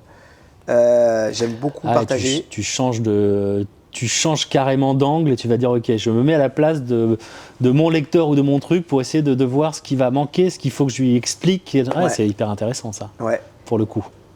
bah, c'est ça. Donc c'est ça mes livres. Mes rhums, c'est ces produits-là. J'ai mon miel aussi, avec mes ruches à la campagne. Et je travaille avec les cadres noirs du Percheron qui font un miel exceptionnel. On travaille ensemble. mettra tous les liens Ouais. en description. Je vous mettrai tous les liens en description, comme ça, si vous voulez acheter les livres, etc. Bien sûr. Les rhums, les miels, on mettra tout ça en description, hein, important. Ouais. Ouais. Et voilà.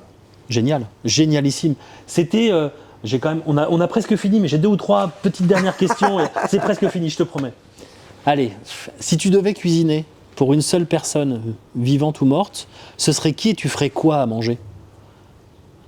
Bah, c'est très Ou pas. difficile parce que soit tu prends quelqu'un qui est une figure historique et j'aurais voulu cuisiner pour Golda Meir, j'aurais voulu cuisiner pour Winston Churchill, j'aurais voulu cuisiner pour Steve Jobs, que j'ai jamais fait, j'aurais voulu cuisiner pour Napoléon par exemple, qui sont des figures qui sont absolument incroyables. Mais si tu me demandes si j'avais ce pouvoir ou cette baguette magique, j'aimerais refaire venir ma grand-mère. Ouais. Et tu ferais quoi ? Cuisiner pour elle. Je lui ferais des endives béchamel qu'elle adorait. Ouais. Ah, génial. Oh là là. Alors attention, t'es prêt ? On va. Bon, c'est simple pour toi, tu vas voir. Donne-nous une recette en 1 minute chrono. Une recette en 1 minute. Un truc comme ça. La recette de la carbonara, ou si tu n'as pas le temps, de la cacio e pepe en fait. Mais les carbonara facile. Allez, vas-y. Carbonara, tu vas prendre en fait, c'est des recettes paysannes, c'est des recettes en fait qui sont des recettes que tu peux faire à peu près n'importe quand. C'est un fromage dur qui se conserve, donc là c'est du pecorino râpé. Sont des œufs, les jaunes. Et puis des pâtes de blé dur, impérativement, parce qu'on récupère l'amidon de l'eau de cuisson. Et puis c'est du lard. Alors la réalité c'est du guanciale, mais si tu n'as pas du guanciale, tu peux le faire par autre chose. Tu vas mettre tes pâtes à cuire. Donc il y a une règle simple qui est 1-10-100. C'est 1 litre d'eau, 10 grammes de sel, 100 grammes de pâte. Ok. Donc ça, c'est un truc qu'il faut 1-10-100. essayer de respecter le plus possible. Ok. C'est le bon ratio. Tu prévois toujours de retirer tes pâtes 2 minutes avant le temps de cuisson prévu. Le temps de cuisson prévu. Ensuite, tu vas faire suer ton lard. Tu vas le réserver et puis tu vas mélanger ton pecorino avec tes jaunes d'œufs. Okay. Tu vas les mélanger et une fois que tu as une pâte assez consistante, tu vas prendre l'eau des pâtes, celle qui est au-dessus, celle qui mousse, celle qui est trouble un peu, c'est celle qui a de l'amidon, et tu vas prendre la louche et tu vas la mettre petit par petit pour créer une sauce. Donc dans tes œufs, fromage. Fromage. Ok. Œufs, fromage, poivre. Et une fois que tu as ça, tout ça va changer de couleur, ça va passer de jaune foncé à un jaune très clair, relativement liquide.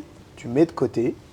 Ensuite, tu récupères à peu près 2 louches, 3 louches d'eau de cuisson que tu réserves. Ok, donc 3 louches, tu mets ça dans un verre. Hop, tes 3 louches. Hop là, tu mets ça de côté. Tu mets ça de côté. Ok. Tu égouttes tes pâtes.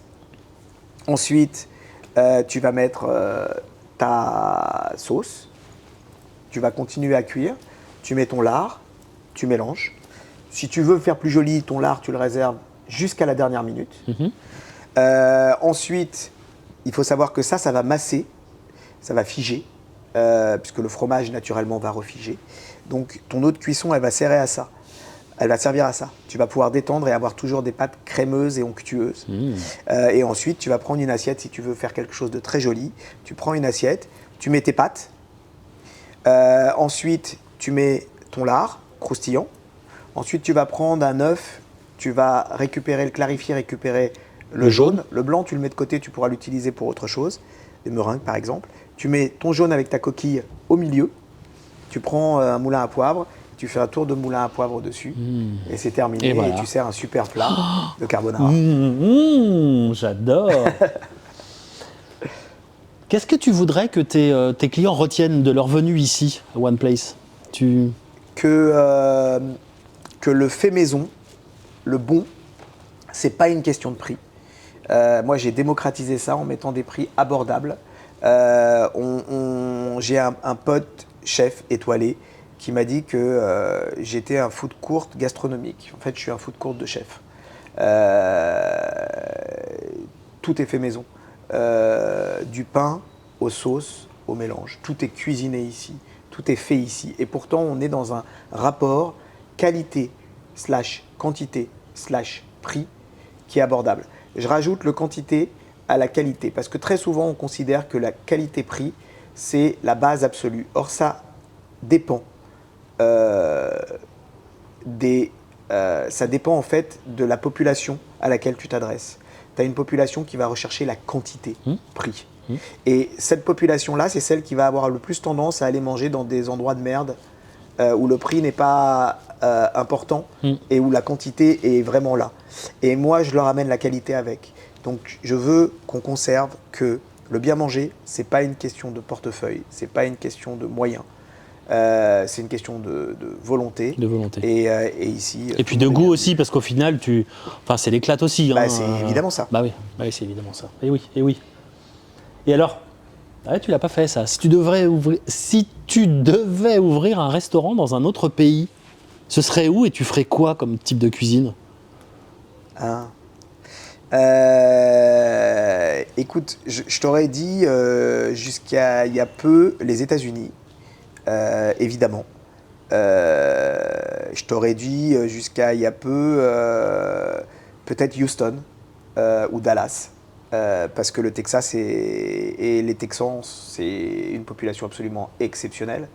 J'ai eu l'occasion de les rencontrer à l'occasion du championnat du monde de burger où j'ai accompagné la Team Burger France et j'étais coach de la Team Burger France.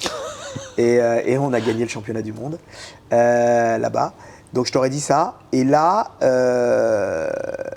je serais plus allé sur la Corée. Ah ouais? Ouais. Ok. J'ai découvert ce pays, j'ai découvert les Coréens. C'est les plus occidentaux de tous les Asiatiques, je pense. Alors tu leur proposerais quoi? Alors, je pense qu'un schmatz là-bas, ça serait super. Ils ont l'habitude des viandes, de la cuisson, du mijotage, le corned beef. Le corned beef, c'est 21 jours de saumure et ensuite c'est 16 heures de courbouillon. C'est un vrai boulot. Ça s'anticipe. Mais ça s'anticipe. et le pastrami, c'est pareil, 21 jours de saumure et après c'est 24 heures de fumage.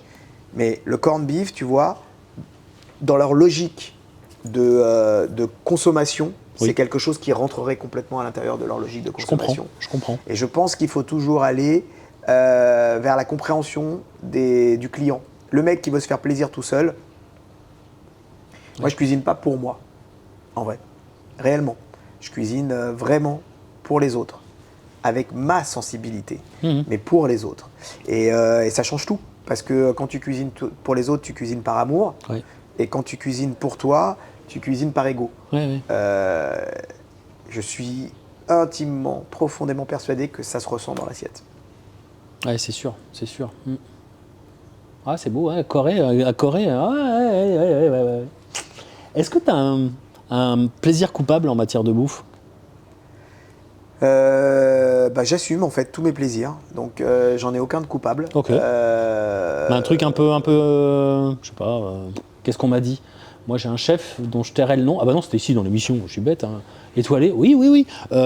Mayonnaise en tube, tu vois. Ah ouais. Non, ça non. Ah ouais, non, pas ça. ça non. Écoute. T'as plein de plaisir en fait. Et ils sont pas coupables. Ouais. Non, vraiment pas. Vraiment pas. Tu vois, je suis, et c'est important pour moi, je suis parrain de la Nutella Academy. Il y a certains qui diraient que c'est un plaisir coupable, mais c'est pas un plaisir coupable, c'est un plaisir tout court. C'est gourmand. C'est le souvenir de mon enfance. Ok, c'est génial. Et ben, en revanche, ta transition est magnifique parce que est-ce que tu as un plat, une sorte de Madeleine de Proust qui te ramène à ton enfance? À part le Nutella. À part la moutarde, surtout, qui était le plat de mon enfance. Bah oui. Je pense que ce sont les lasagnes de ma tante Marie qu'elle me faisait. Et quand je les refais, j'ai à chaque fois que je les refais une pensée pour elle. Génial.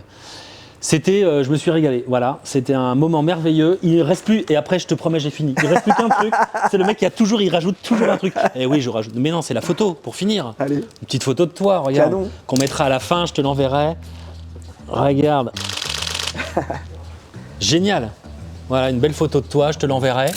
Regarde. Top. Mille merci Grégory, je me suis régalé. Voilà, il n'y a pas d'autre mot. C'était génial, mille merci. Vraiment. Bonne fin de journée. Salut. Ciao. Vous avez vu, je vous ai pas menti. C'était incroyable, non? Alors tout d'abord, je voudrais remercier Grégory pour son accueil, sa gentillesse, sa disponibilité et pour le moment qu'on a passé ensemble. J'espère que vous avez pris autant de plaisir que moi. Donc qu'est-ce qu'on fait quand on aime, quand on prend du plaisir? On like, on partage, on commente, on s'abonne à la chaîne, bien sûr. On actionne la petite clochette, comme ça on est toujours informé des nouveautés. Voilà. Si vous voulez découvrir les ROM, les livres de Grégory, je vais vous mettre en descriptif tous les liens, bien sûr. Comme ça, n'hésitez pas. Son miel, j'ai failli oublier son miel. Ah là là, le miel. Voilà, pareil pour One Place, parce que c'est vraiment un super truc de street food. C'est vraiment à faire. C'est exceptionnel. Donc merci encore de nous suivre sur les réseaux. N'hésitez pas à aller voir sur Insta, sur TikTok, les actus. Je vous mets des petites behind the scenes comme ça, des petites choses comme ça où vous verrez Giorgio derrière la caméra, etc. Donc n'hésitez pas, abonnez-vous, partagez, likez, commentez. Mille merci de nous suivre. Je vous donne rendez-vous vendredi prochain, 18h, pour un nouvel épisode. D'ici là, profitez, mangez, allez au restaurant, éclatez-vous, allez voir des chefs, allez voir des artisans, bref, profitez. C'était Toto pour les chefs se mettent à table. À la semaine prochaine. Salut, tchuss!